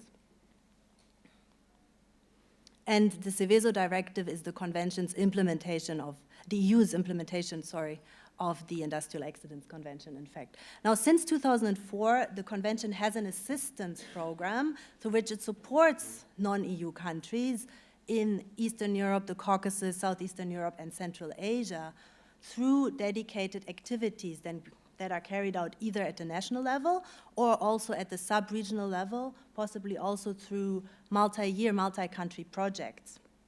Now, through the program strategic approach, there are dedicated tools, so-called self-assessments and national action plans, through which countries are supported in identifying their current status with regard to industrial safety and the next steps required to progress towards the implementation of the convention. Now I'd like to take a brief look at the linkages of the convention with the various EU policies and legislation, not only and beyond the EU Seveso directive. Now, further to the Seveso directive, there's the Union Civil Protection Mechanism, which there are close ties in the area of preparedness and response, looking at promoting a consistency in the response to disasters and in the area of civil protection work. Now, both in the areas of prevention and in the areas of preparedness and response, the Convention supports the UN Sendai Framework for Disaster Risk Reduction that was mentioned previously as a technological instrument for technological disaster risk reduction. Now, disaster risk management is also mainstreamed into other EU policies, such as critical infrastructure protection and CBRNE action plan, and also staff working paper looking at the spreading of this approach beyond the region. And so there are also natural linkages here. Now, looking specifically at the CBRNE, there's a close link between the Industrial Accidents Convention and the reduction of the chemical disaster risk. So here, now looking at the objectives of the action plan and also the Center of Excellence initiative that was referred to earlier today, the Convention supports enhancing the knowledge on the chemical risk through notably the identification of the hazardous facilities and the related transboundary effects. It also contributes to a more robust preparedness for the sea chemical incidents through contingency planning on, off-site, and also across borders. And through its provisions on coordinated response measures and mutual assistance, naturally then also supports here the response to the chemical security incidents. Through its assistance program, now supporting countries beyond the EU in implementing these provisions, the Convention links also with the EU's CBRNE approach to engage with key international and regional partners and foster these internal, external links. Now, similarly, as the EU Seveso Directive, the Industrial Accidents Convention is linked with the EU CIP critical infrastructure protection legislation and policy approach in the field of energy, notably oil and gas, petrochemical industry.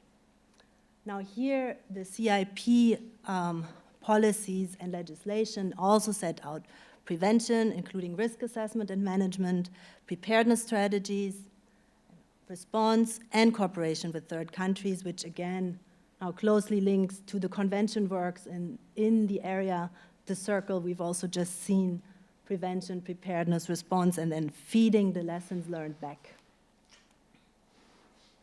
Now here again, this slide presents the key approach and the linkages just shown across these various areas that all come together now looking at the Convention and also the UN Sendai legislation with regard to both understanding disaster risk in the field of prevention, but then also preparedness and response.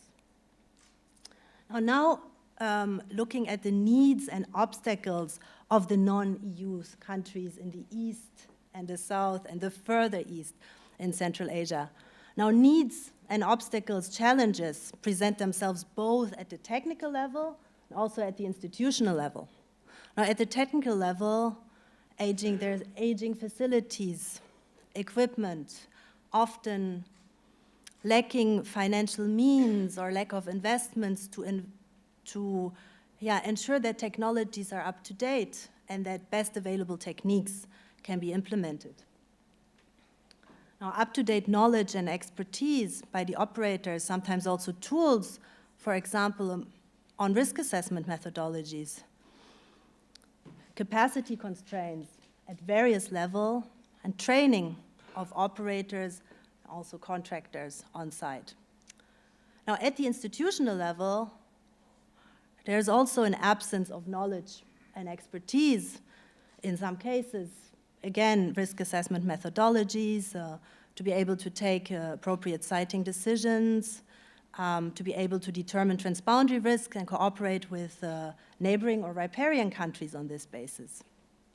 Now, political priorities don't always focus on prevention. As mentioned by Maureen in her opening presentation, there is a need for continued focus, continued investment in prevention, even though accidents may not happen.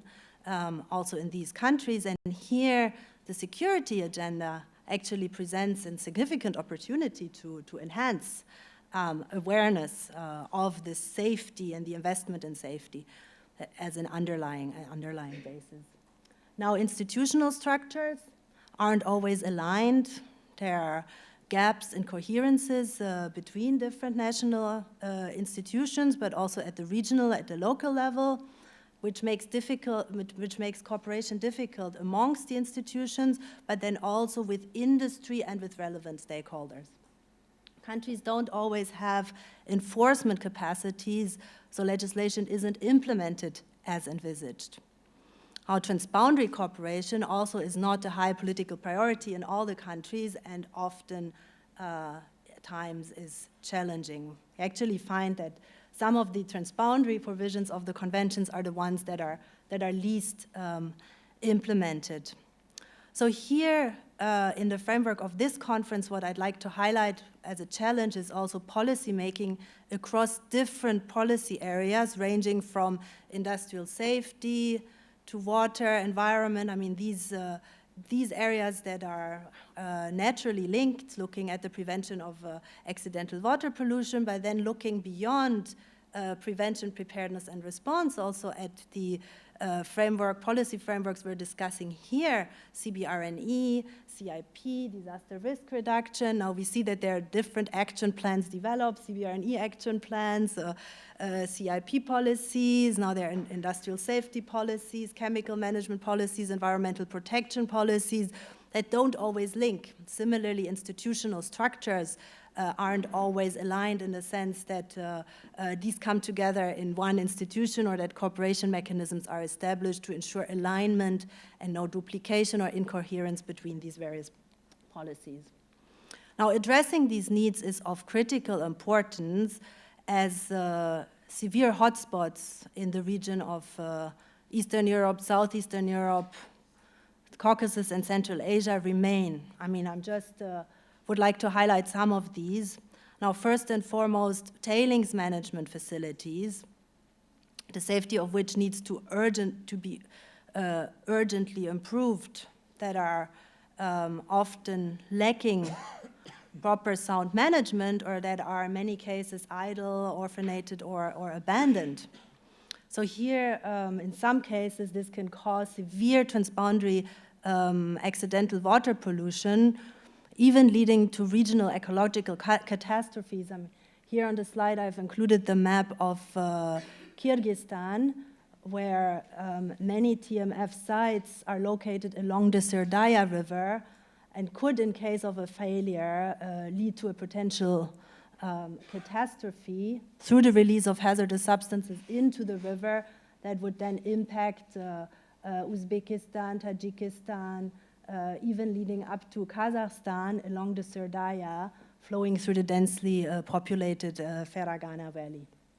Now, also oil terminals are of critical importance and cause transboundary water pollution, and here also in the transboundary context, it is key to focus on these hotspots and improve their safety. We'll hear later about work done in the Danube Delta, and I think there'll be an opportunity for Svetlana also to highlight the potential risks there.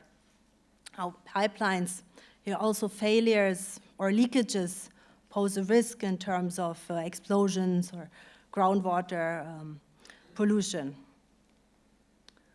Now, moving from the risks and the needs to opportunities that present themselves. Now here, first and foremost, knowledge sharing and knowledge transfers. We've just been speaking about lessons learned. So there is an opportunity for knowledge, I mean, coming out of research, coming out of experiences in the EU, to be shared with these non-EU countries, and to be shared also at the sub-regional level, in particular at the EU, non-EU border, but certainly also beyond. Now, interinstitutional coordination and cooperation. Again, here it is important to support strengthening and work at the national level, but also at regional and local levels, and also aligning between these different levels. Now, reviewing legislation to strengthen legislatory coherence, but also focus on implementation and enforcement and invest in capacities in this regard. Now, transboundary cooperation is key. Accidents don't stop at borders. It's important that transboundary cooperation doesn't only take place ad hoc, but is put on a sustainable long-term basis.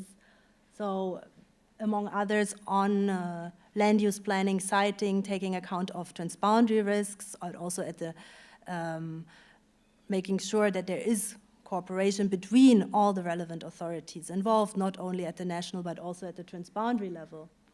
Joint exercises across borders to test also mutual assistance procedures. And here there is an opportunity for countries, in particular in the Western Balkans and the EU's eastern neighborhood, to benefit from the current momentum of the EU accession and association processes.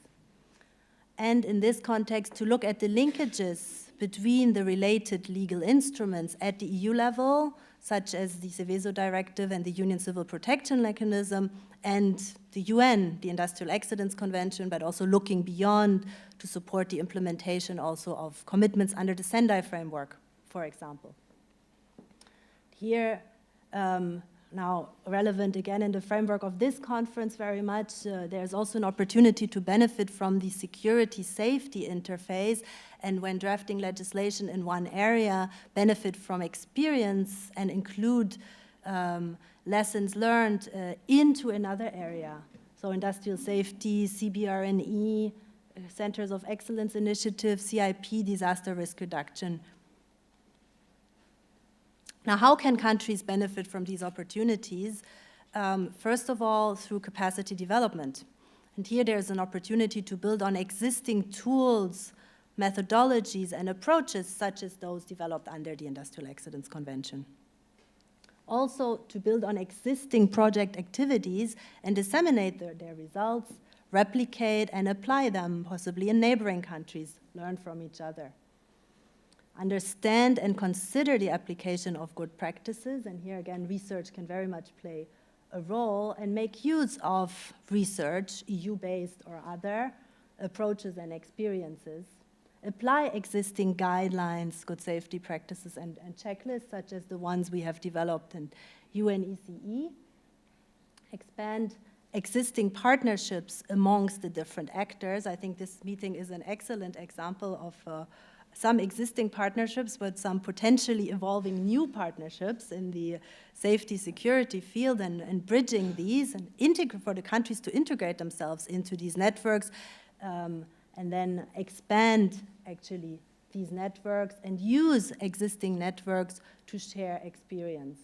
So here I'd actually like to close with, or maybe we can call for an expanded community of users involving, the national administrations, the policymakers, the regulators, also the first responders, industry, research, academia, international organizations, different regional organizations, the public and relevant stakeholders, to ensure that there's a bridge across the policies, a bridge between the EU and the non-EU countries, and a bridge between experiences that have already been made and transferring these to those that can learn the lessons before embarking on their own experiences and considering their applications.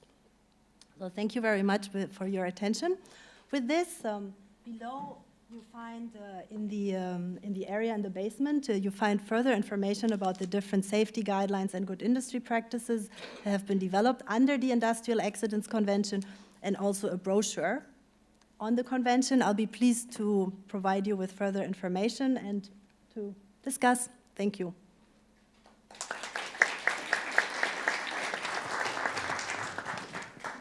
Yeah, thank you, Franziska. I think you have very nicely highlighted that there are a lot of needs to cooperate and to consider each other's policies and developments. And I think in principle we are familiar with these sorts of problems. And connecting the EU and the non-EU world, this is now going to be the task of Marine. who will be talking about the activity that the JRC is conducting with, jointly with the Director General ECHO on Seveso capacity building in EU neighborhood countries. Maureen. Thanks a lot, Alexandros, and thanks the two previous presenters for a good build-up to this presentation. I talk on a very similar topic as particularly Francisca, because it is capacity building in EU neighborhood countries that we're focusing on in this joint project with ECHO as part of the civil protection mechanism. And so Francisca laid a good groundwork for the reasoning behind this. And what I'd like to do is kind of talk about why this is not just why security and safety is important, but perhaps give you some ammunition to talk about it with the people in your circle who can influence this. A big why should we and what role do we play, which is really the what. What can we do? What can we do as JRC, but it might give ideas for what you can do. There's a picture missing there. So why do we need to look at safety and security of chemical installations also outside Europe? Why should we care? Well, one issue, I think, is, first of all, is that in general, there is always a risk when you do a good job, as we, I think, have done with the Seveso Directive, that you lose focus on the fact that you need to keep doing a good job. And that also, what you're doing, we naturally make boxes around certain issues, and we've made a box around Seveso that says it's chemical safety, chemical accident prevention. And why we need to start looking at it from a security perspective is because we need to now make sure that we're maintaining the focus on safety, because we know it's a bigger part of some other priorities, and particularly, I think most importantly, security. We are building chemical incident prevention from a security perspective on safety principles. If you look at any of these accidents that have happened, nasty accidents, Bulgaria, an EU country, had 15 deaths from a factory explosion. We have a spill of toxic mining waste in Mexico and in Canada, which were of enormous proportions. I don't remember, but they had to haul in about 2,000 tons of drinking water because they contaminated in Mexico, and they contaminated the entire basin of drinking water source for a large population around that area. In Modugno, Italy, this was not a Seveso site. 9 people, most of them related to each other, were killed in a very small fireworks production site. In Tianjin, we all know about that accident, 165 deaths, 800 injuries, lots of the deaths and injuries were our firefighters. Ukraine, September last year, enormous explosion, not proved to be intentional, of an ammunitions depot, common explosion in our third countries, in developed countries, because they put them too close to residential areas, and they perhaps don't invest in maintenance as much as they should, and over 20,000 evacuated. I can show you others in other places that had worse consequences. No deaths, and that was a very good result here. And finally, we see Lac Mégantic, OECD country, Canada. Only 4 years ago, almost 50 people died because of a train derailment. And it rolled down, and it rolled down into the city, and the fireball went to public space right in the center of Lac Mégantic Center. If you look, these were all accidents. But none of them needed to be accidents. They could have all been triggered by someone who wanted to intentionally cause a lot of harm. We have pipeline accidents already occurring, not pipeline accidents, pipeline incidents already occurring in Mexico and in Colombia by intentional acts. And particularly in Colombia, they've got a rebellion, a rebel community still operating, not the FARC, and there's about 4 or 5 pipeline spills into the environment, some of major proportions, so far in the last couple of years, every 3 months because of terrorist attacks. That factory in Meduño, 9 people died. It was a family business. Do you think that's going to have a lot of security? This ammonia munitions depot, we also had, that was an old, it's still operating, but it's old, and it has some management issues associated with it, as we're finding out. But we just saw in Armenia, I think a couple months later, a site that had been closed down or was nearing closed down had reduced its production. There were a handful of people on site. They had a major fire that also was of significant proportions because of the fact that it was an aging site, no longer being invested in, and an incident happened. So we're seeing these issues, but any of them probably could have been triggered by an intentional act.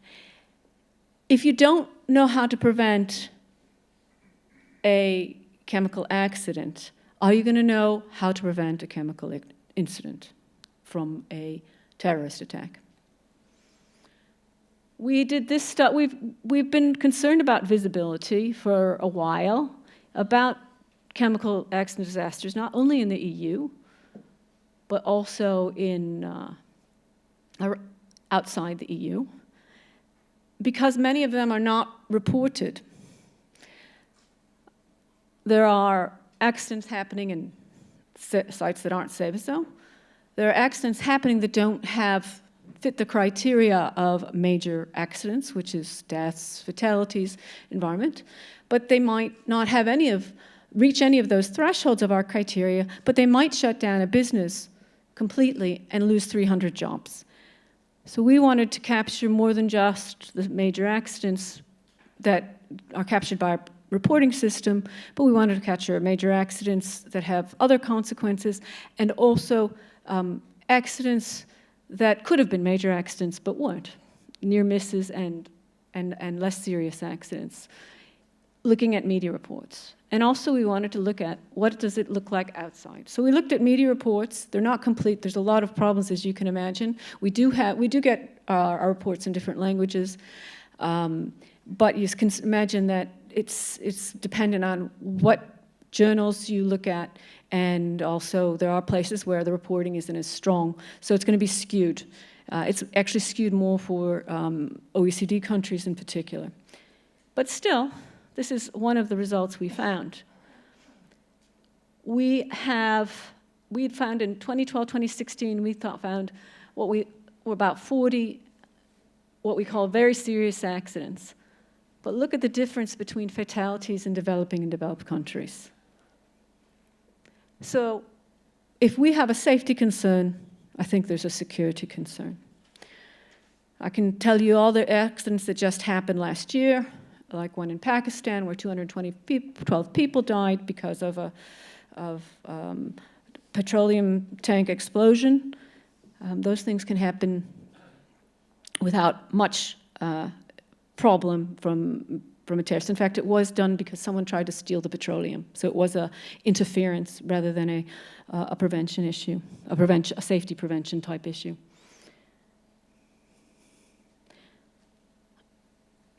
What do we do then to try to support our third countries so that we can begin to help address the security and the safety risks from chemical sites?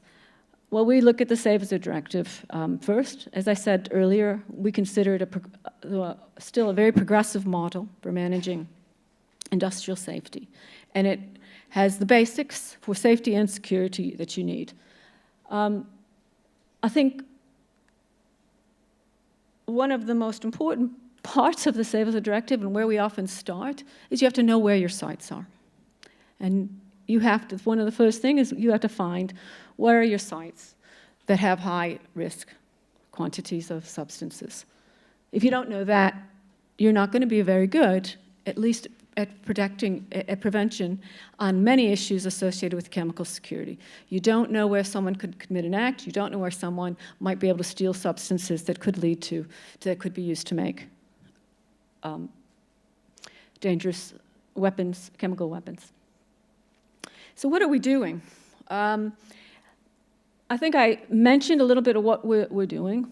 We are working with these countries that are the neighborhood countries, Algeria, Armenia, Azerbaijan, Belarus, Egypt, Israel, and Jordan, which are all on the South Mediterranean neighbors side, and then and Lebanon, Libya, on the eastern side, and then we start with Israel, Jordan, and the rest of,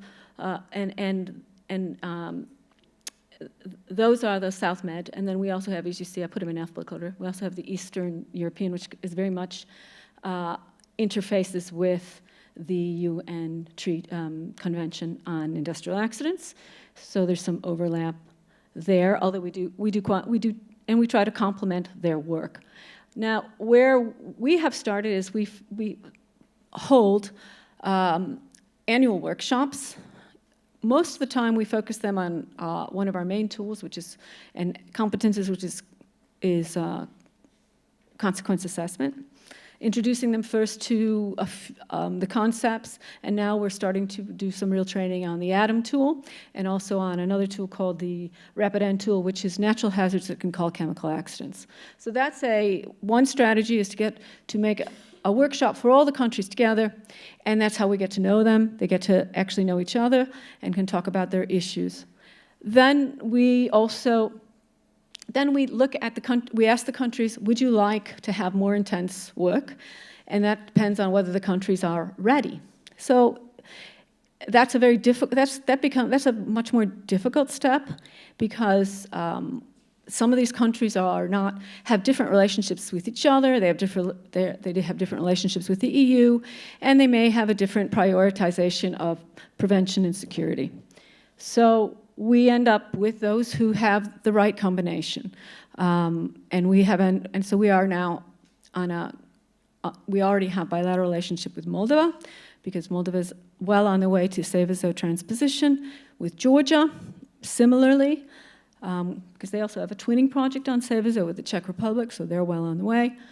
Israel, which has a very intense civil protection program for chemical security, actually, and preventing, and on the mitigation side particularly, because they have concerns about attacks on their chemical plants, and also, but interestingly, on the prevention side, they're starting to align with Seveso, introducing safety management systems, for example, and they're working with us on that.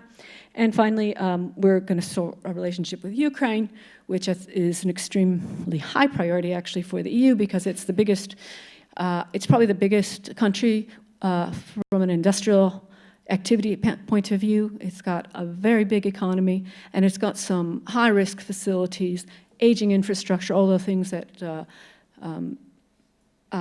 Francisca mentioned that raise concerns, and so we're going to start to work. Unfortunately, they are interested in working with us, so we're going to start working with them. And we're going to continue as we can to encourage others to get on board. The types of approaches we take, as I said, is the risk assessment tools, both for chemical accidents and also natural hazards. Targeted advice to governments, I think I mentioned in my last presentation. Whatever they need that they're working on and they're having challenges with, we try to help. Moldova, for example, said, we don't know how to approach this coordination between authorities. We've never done it, it's difficult for us, and this is something you have to do if you're going to be implementing the Seveso Directive. You can't avoid it because you've got obligations that affect the emergency planners, the environmental policy implementation, and also even often the labor force, depending on how your structure is. So we asked Romania actually, who had gone through this process only about 10 years before, to do workshop, and that's what they did. And we have also invited sometimes countries to inspections workshop. Romania also worked with Moldova on inventory hazardous sites. We also do that directly because that has a lot of complications, as everyone who's tried to figure out whether they've got dangerous substances, and dangerous substances, the quantities of the directive, it's a pretty difficult, and finding those sites is tough, so we help with that. We also try to get them engaged in our Save Zone network. That's something we just started last year, but we think that's really important. If you're in the network, it gives you horizontal support that can counter sometimes when the vertical support is not there. When your management fluctuates, you can still have colleagues in other countries that can help, and also help you give arguments to your government. That's the two that I talked about. RapidN is the one that covers natural hazards, and I encourage you to look, if you're interested in that, RapidN, but that's another one we train on besides our own chemical accident risk assessment tool. And my colleagues in the NATEC division support that effort. We also have this Handbook of Accident Scenarios I referred to, which also our member states use, but this is extremely useful if you're just starting out, because it's pretty challenging, especially if you're a small government, so you can't have all the competences to understand, okay, I know that must be something bad, that ammonia site right in the middle of this, right on the port of my capital city. I know that's going to be something bad, but I don't know how. We try to help. We have a whole bunch of anhydrous ammonia scenarios covering all the potential types of processing equipment you might have engaged in scenario. So we have some very practical tools for our competent authorities in those countries that we can offer them. And we are translating some of our guidance here. There's a lessons learned bulletin in Arabic on NATEC accidents, and one in Romanian. We cannot expect a proficiency of English language in these countries, and we have to try to, as we can, bring some of these these short technical tools, especially the documentation, the guidance, into other languages so that they can be useful for them. That's it.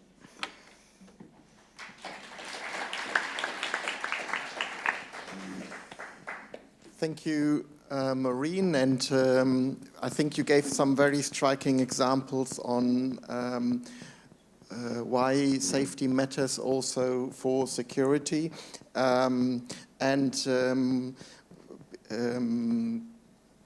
thing I want to thank all speakers, and in particular because you have all kept your time frame so that there is sufficient time enough left for discussion, and that I think is worthwhile mentioning. That doesn't happen too often, so an extra applause for that. But before I give the floor to you, I first want to give Maria Eva an opportunity and ask her whether there's anything you want to complement from the security policy of site, maybe an immediate reaction, and that will give me some time to go downstairs to get your microphone. Yes, thank you very much, Alexandros. Yes, I just wanted to complement a little bit, because the EU instruments and legal tools were mentioned. I'd just like to give some more insight into, because me and my team, we are actually responsible for both the critical infrastructure program and the CBRN action plan. The CBRN will be addressed tomorrow, because my team member Victor will come there and talk in details on it. But it's important to note that we have had this CBRN action plan since long in the Commission. We recently revised it. It used to be an all-hazard approach, covering everything from prevent, protect, to respond with a lot of actions, 124 actions in total. But due to the threats that we are facing now, our new action plan, which was adopted in October, is even more focusing on security aspects. Because we see the threats from, for instance, chemical attacks outside Europe, we see that we have to be prepared at the European level to be able to respond in case we will have something. So a lot on the new action plan, it's about building up the preparedness, building up the capacities and capabilities in Europe to respond to these attacks. But we are also very conscious that we cannot do this in isolation in Europe. We have to look into the external-internal links. And this is why this is a particular objective. Of the 4 objectives, one objective is to link up what we are doing internally with the external work. And that is where, for instance, the CBR and Centers of Excellence, which are in different regions in the world, is very important. So we want to mirror what we are doing at the European level. If we're building up capacities, building up expertise, and pooling the resources within Europe, we would then like also to reflect that in the external actions to make sure that we can also help our neighbors, because we want them to be secure, because from the internal security perspective, we don't want the threats to come to Europe. And we have to make sure that they also have the capacity. So this is very much into the new CBR and action plan that we have now since October. On the critical infrastructure area, we have the European Programme for Critical Infrastructure Protection, where this staff working document and the directive are part of. It's old. That we are very much admitting. A lot has happened since 2006, 2008, when we're developing this program. The directive dates from 2008. We started then to look at, we need to protect the transport and energy infrastructures. The idea was that after a few years, we would expand that. And the third area we wanted to expand was exactly to look into the cyber and the IT systems. But in the meantime, when we were reviewing this directive in 2012-13, we were faced with a situation where we were looking at how have the member states then implemented the directive. Because this is a directive where you should designate an infrastructure which has a cross-border relevance. You would then designate this as a European critical infrastructure. But you have to agree, for instance, if you have the tunnel between the UK and France, and you have to agree, both of you, to protect it and put up a security liaison officer and so on. And for instance, the bridge between Denmark and Sweden, and so on and so forth.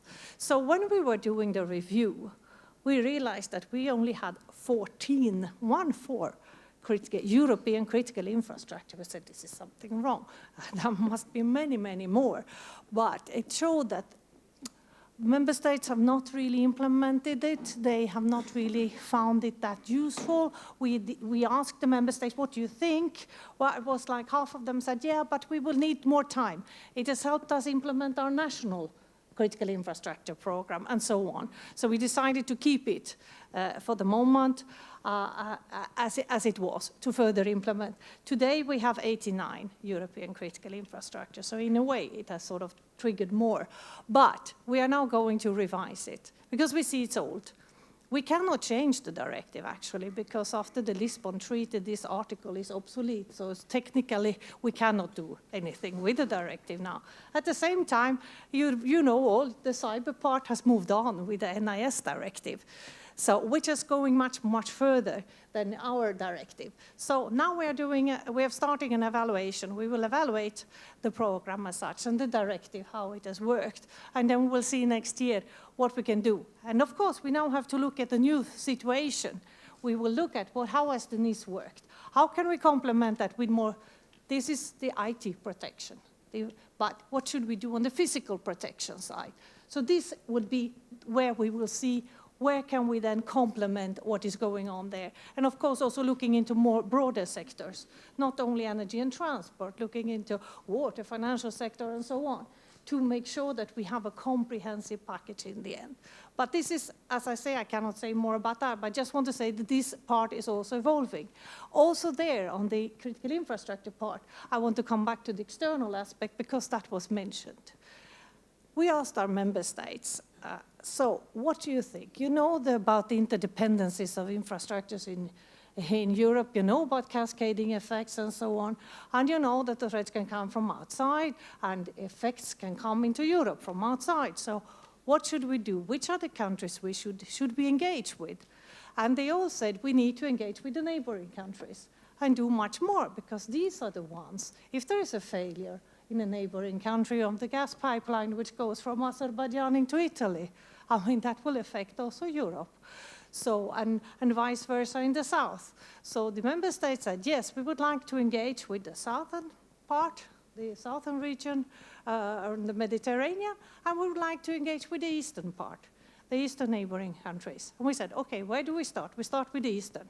So we started with the eastern and neighboring countries, and we had last year in March, we had a very successful first workshop in Romania with the member states, and I think it was eight countries around that region in the Western Balkans and Eastern Europe, where we identified a lot of issues that we have in common. Interesting enough was also that some of these candidate countries, they have implemented our directive on the European critical, and they were very keen to keep that one because that had helped them with also, as we said, like for the member states to put in national laws in place. But it triggered a lot of interest, so we will follow this up this year in July. There will be a next workshop in Austria when under their presidency. So just to say that we are also on the internal side trying to link up with other activities that are going on. So it could be interesting also to do something similar with the JRC as you've been doing on Seveso, but on the security side with us, for instance. Just an idea that triggered my mind when I heard the presentations. Thank you. Yes, thank you. So lots of food for thought. I want to add one more point that has not yet been mentioned, but that is important in the context, of course, on the reason for engagement, why we should be also not forget about the non-EU countries, and that is the aspect of stability and peace. Franziska has shown in her presentation an example how accidents can have transboundary effects, and of course, if you imagine an accident with transboundary effects between two countries which have sort of not so pleasant neighborhoodly relationships, you can imagine how much a single accident can result into destabilization, and I think that is something that we do not want at all. So that is a bit of a less technical, more high-level political objective, but it's also a point. So lots of food for thought for you there.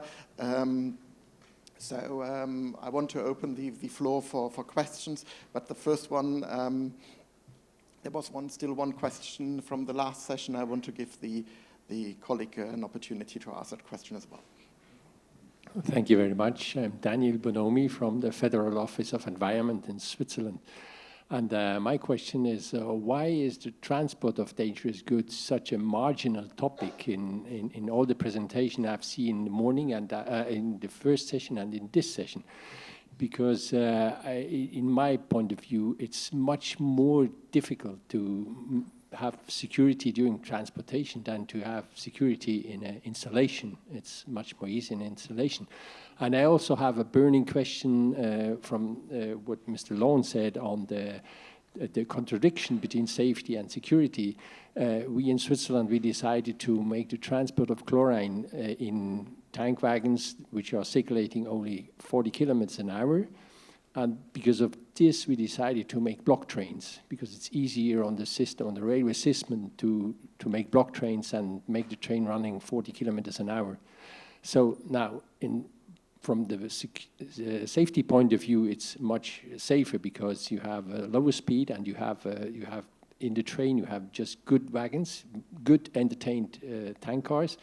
But from the point of security, it makes me a bit nervous. And so I'm wondering what you are saying to this topic.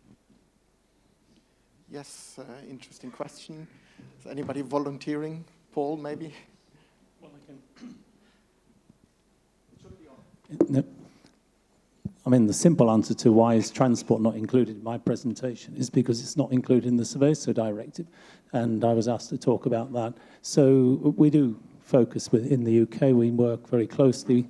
We're also the joint competent authority for the carriage of dangerous goods in the UK, and we work very closely with the Department for Transport and the Security Services on this as well.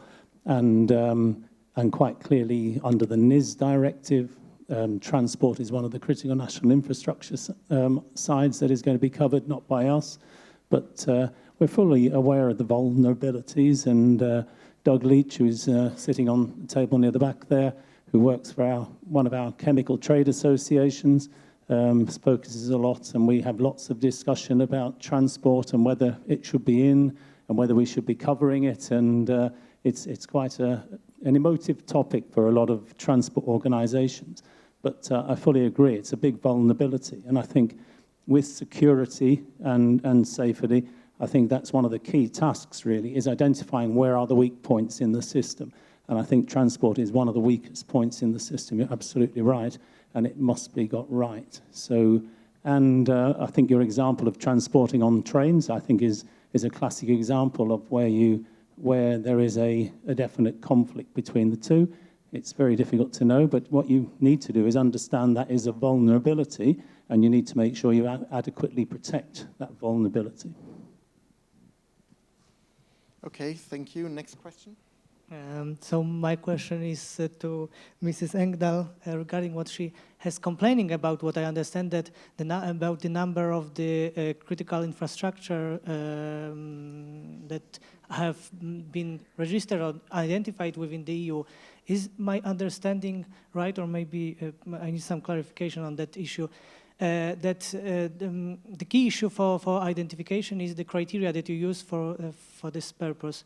So is it as far as I know, it's on the member state that they choose the criteria in which they do identify this kind of facilities. Is it true, or maybe I'm wrong? And are there clear criteria at the European level that all the member states can apply to identify it? Thank you. Well, without going into all the details, just to be aware, those that are in the Seveso group that Alexandros says we're meeting tomorrow, my desk officer dealing with critical infrastructure will come there and they give you more details on the directive.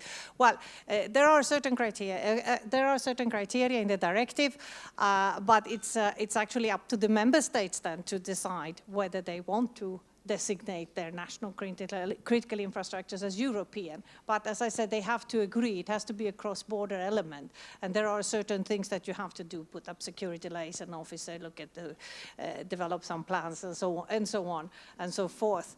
So no, it's just, I'm not criticizing as such, I'm just showing the fact that those criteria that we put up at that time, they were not really appropriate for the member states. They didn't find, probably they didn't find them useful. Some did, and there are some member states that have designated a lot, while others have not designated anything, like my own country, Sweden. I don't know if there's anyone from Sweden here, but that's just a fact, for instance. So it's really been working very differently in different member states. But this is also a reason why we are now again looking into it, because we have a totally different landscape now also as it concerns this critical infrastructure protection. And we are faced with a lot of new type of threats to infrastructures. We've mentioned cyber, hybrid threats. We are looking into other emerging threats like threats from drones, or we talked about insider threats. We've been discussing a lot of vetting procedures and these kind of things. There's a whole range of other issues which we need to address as well when we are protecting the critical infrastructure and also making them more resilient. And this is why we are now going to look into all this and see that we find an instrument that could work and that the member states feel that are fit for purpose. I don't know if that completely answered your question, but if not, you have to talk to the member states, you know, why they didn't want to designate also. Yeah, okay, Pavel, talk to yourself. Okay, I'm happy to see that the questions are piling up. I have a question about these Commission priorities. Is Africa a priority? Is Africa a priority? I visited South Africa, and then I was in a workshop in Uganda 2 weeks ago, meeting the leaders of 11 countries, police and other organizations. And they are now waking up. They are not only fighting Boko Haram and Al-Shabaab, they are becoming aware of the CBRN legacy. And we must be now agile to contribute to development and assist them in development of their security culture so that they get the institutional relationships with the authorities and with the public in place. They are ready. They are fully aware what kind of problems they have at hand now. And I would encourage the Commission and the Member States to put really an emphasis on practical work together with these authorities which are now contemplating to start acting in this area. I think it's a European interest and interest of all. I tend to agree, and and maybe that is a good opportunity to talk about an initiative that we have not yet mentioned, but that is also working outside the European Union, and that is the CBRN Centers of Excellence initiative. And I think Olivier would like to say something about that. Yeah, thank you very much. This is a good transition.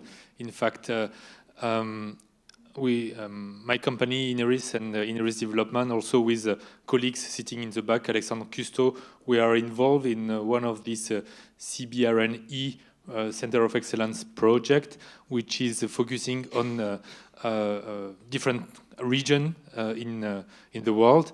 And we are working with the Center of Excellence located in Rabat to transfer good practice to help African country located in the Atlantic facade of Africa, the mostly French-speaking country. We help them to implement an approach which is very similar to the Seveso approach or flexible framework. So something where you have to identify the most hazardous plant based on the inventory, and then based on that, you help the authority to identify this company, to make some inspection, to develop some regulation, to put some safety report in place and define emergency plans. So we have carried out with DG DevCo and the coordinator FAT in France, we have carried out this project over 3 years, and I think we have helped a lot the country there, and we are discussing to prolong our work together to accompany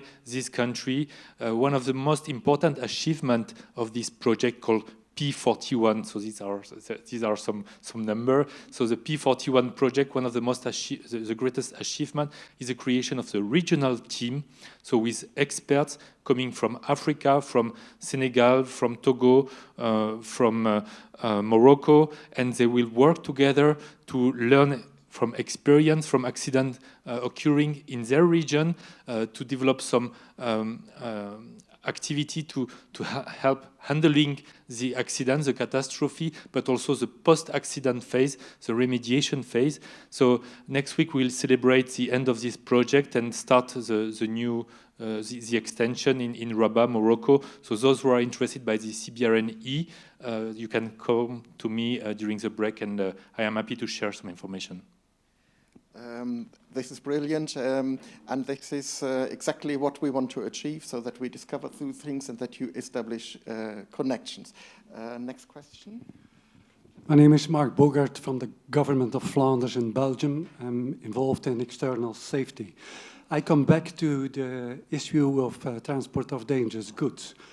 I want just to add that at this moment on European level there is no regulation at all. I mean, there is no safety management regulated. And that's a very big contrast, of course, regarding the Seveso companies. There it is well regulated what kind of risk management and the key factors are in it, so that's good. So how can we add the security management to the safety management if the safety management is not yet there? And that not only, of course, for the European region, but also more international. So I do hope and I do stress that the European Union should, and also the worldwide, that they do some efforts to solve that problem and those lack of regulation, I would say. Yeah, I think, does anybody from the panel want to respond to that? Maureen?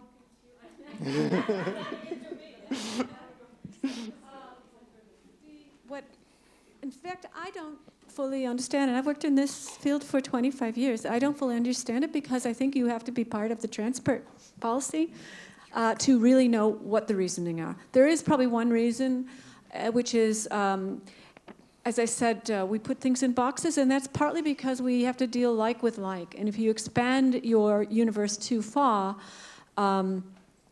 like if you wanted to cover Seveso, you wanted to cover facilities and transport under Seveso, you might, there's some logistical aspects that are so different that it would be too complicated to follow. And so I'm sure that's one of the reasons, that's one of the main reasons Seveso didn't cover transport. Why? And then we did have a discussion just before I arrived in about 1999, but I know about it, on why doesn't Seveso cover ports and marshalling yards? And that discussion from the lobbying from the transport community was, we don't need to, we do it all. And so that remains where it is. There is also, I know, in the transport community, usually a strong interest in maintaining control of equipment and uniformity so that they can manage transport across all borders. And that may be a factor, maybe technically they don't want to have drivers that could, like a uniform legislation that would interfere with that. That's been a reasoning, but I don't quite understand it. What is existent, as far as my understanding goes, which I think is probably correct, Daniel probably knows even more because he's focused on the issue, but the EU's transposed the UNADR and UNADN and all the dangerous transport goods regulations, and follows them and updates them and is very active with the member states in keeping them up with technical developments. But and so it goes a long way because it's about packaging, it's about labeling, it's about knowing what the hazards are and appropriately making them prepared for transport. But it doesn't have any performance measures of expectations about how safe you should be.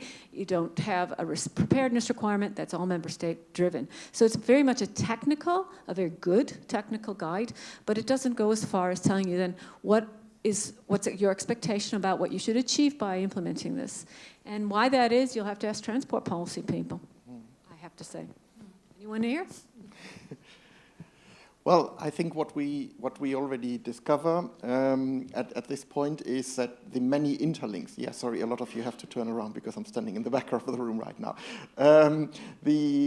That we have many interlinks, not only between safety and security, but also the Seveso directive. Franziska highlighted a few of these interlinks in her presentation, and yeah, maybe there is a need to talk about the interlink between safety in the sense of fixed installations and mobile installations. There's also offshore installations, which could be another link.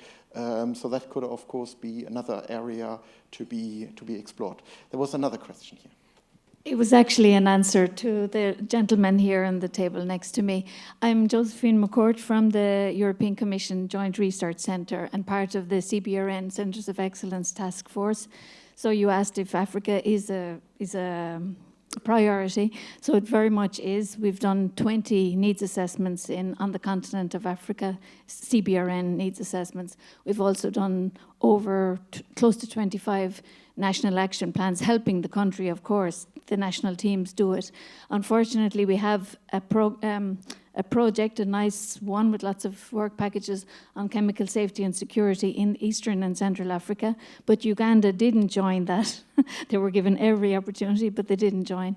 And now we're about to do, in fact, I'll be going to Rwanda next month to work with the national teams from all 11 countries on a chemical waste project. So, and of course, as my colleagues here from P41 mentioned, that's it's one of the projects that has been very well received and is almost finished, I think. Yeah, as is P42, the chemical safety one. Including Liberia also. Yeah. Great, thank you for that update. Yep.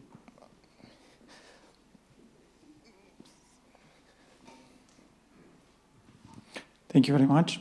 Francis Senzaconi from Romania, General Inspectorate for Emergency Situations. I want to raise a concern regarding an area which, in my opinion, should be further addressed. For example, how to approach a site which is in the same time Seveso site and also fall under the critical infrastructure protection. So there are several issues which can be raised. For example, there are different authorities which deal with these two directives. On the other hand, there are different approaches, or I should say divergent approaches regarding the public implication or public knowledge about these sites and the information which should be made available for the public. Also, and in my opinion, this is a critical issue regarding the emergency plans for authorities, outside authorities, which should react in case of an accident, and also for the sites, internal and external emergency plans. But on the other hand, also for the authorities which are responsible for physical protection and all the critical infrastructure issues. So this could be an area which we should be more focused and to try to find some common approaches and then to, I don't know, to be harmonized in this approach, because my impression is that now we act different in these matters. Thank you.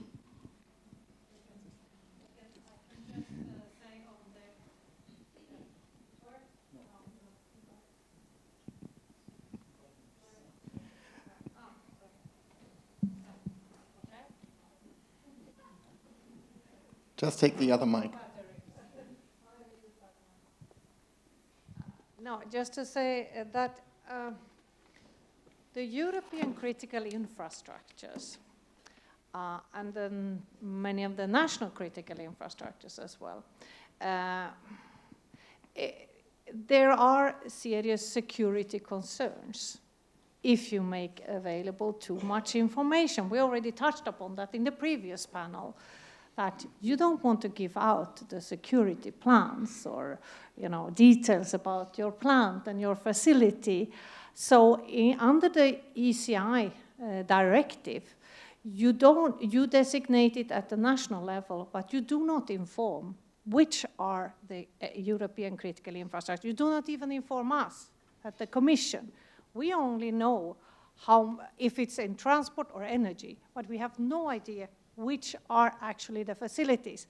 But that's of course, for security reasons, because we don't want that information to fall into the wrong hands, that the criminals or terrorists, that no, this is something that's really critical to this country, and this is even critical to more than one country. So that's why we have kept that upon the wish of the member states, of course. But I am, of course, conscious that for safety reasons there might be other concerns there. But as regards our part, we have to keep it like that to avoid anyone trying to come in and sabotage or perform any attacks to the critical infrastructure. I don't know if Seveso want to add on this. Yeah, we have a list of our sites. We work very closely with the security services. We inspect those sites. We do sometimes do that jointly with the security services. So, yeah, I mean, we regulate a lot of other ones. I mean, we've talked about chemicals. The focus is chemicals. You know, I mean, we've got some sites that work with, you know, foot and mouth disease virus, for example, which is a biological. And again, you know, exactly the same. And I think the security aspects of these sites are, you know, you have academics coming in and out, and you can cause absolute mayhem in a country by releasing, for example, viruses, foot and mouth, even much more easy to take out. Chemicals are quite easy to control. You know, there is a mass. Biologicals, they grow, and you can take a very small amount out and infect animals, and you can cause an enormous problem. So we deal with a whole spectrum of them, from explosive sites, chemical sites, biological sites, and you have to work in an integrated way. You have to provide sufficient information for emergency planning. You know, you need emergency planning in the locality of sites that are manufacturing explosives or sites that are manufacturing chlorine gas, for example. You know, we just have one site in the UK that manufactures chlorine gas, you know, quite clearly critical to water treatment, critical to a lot of industrial processes. So, you know, obviously these sites are identified, but you have to have very good emergency plans. The public need to know the information on what the sirens mean, the evacuation plans, etc.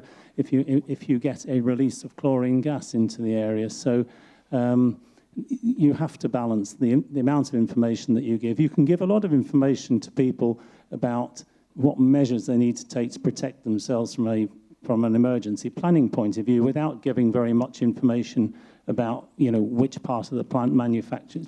You know, the people working on those plants all live in the local communities. The information about what they do on those sites isn't a secret generally. It's talked about over the dinner table at night, etc. So you have to also be realistic about the information flows, but you also need to understand what are the vulnerabilities. It all comes back to what are your vulnerable points, what are your weaknesses in your security system, how do they relate, and, you know, what is the threat risk, which you need to work with the security services to understand. So it's not a simple picture.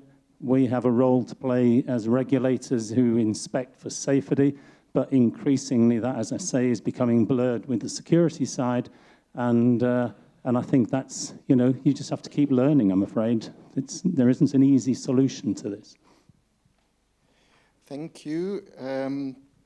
We have passed 12:30, which is our dedicated lunchtime, and I've been reminded that we should respect the fact that there is food outside.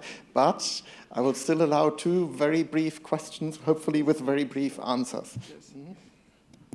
Armin Heidler from Austria. I want to add something from the reality. We had an accident at a gas pipeline, a very important Trans-Europe gas pipeline. It's not a Seveso site because it's not included. Pipelines are not included. We had this accident, and next day we had several newspapers showing us detailed Google map from the installations.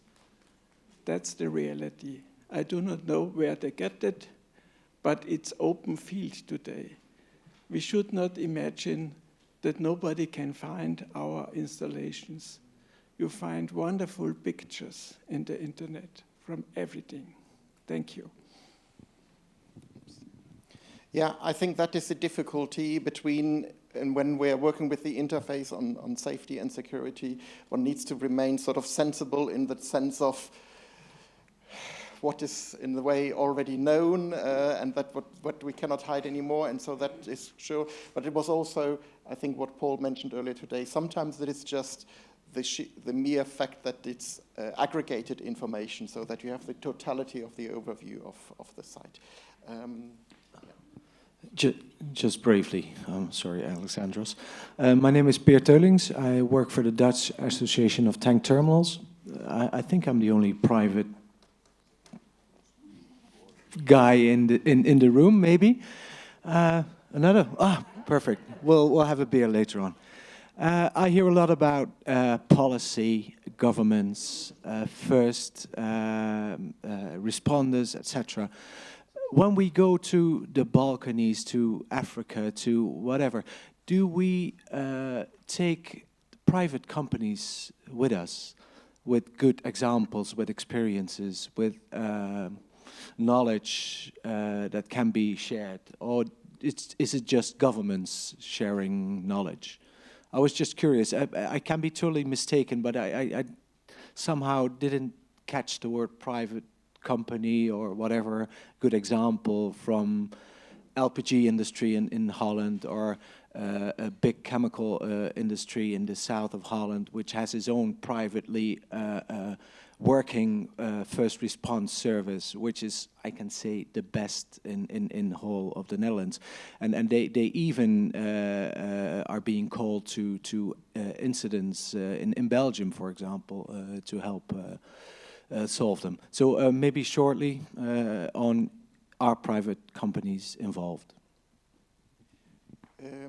Well, I think we can simply say yes to that answer, or we want, of course, to have them more involved.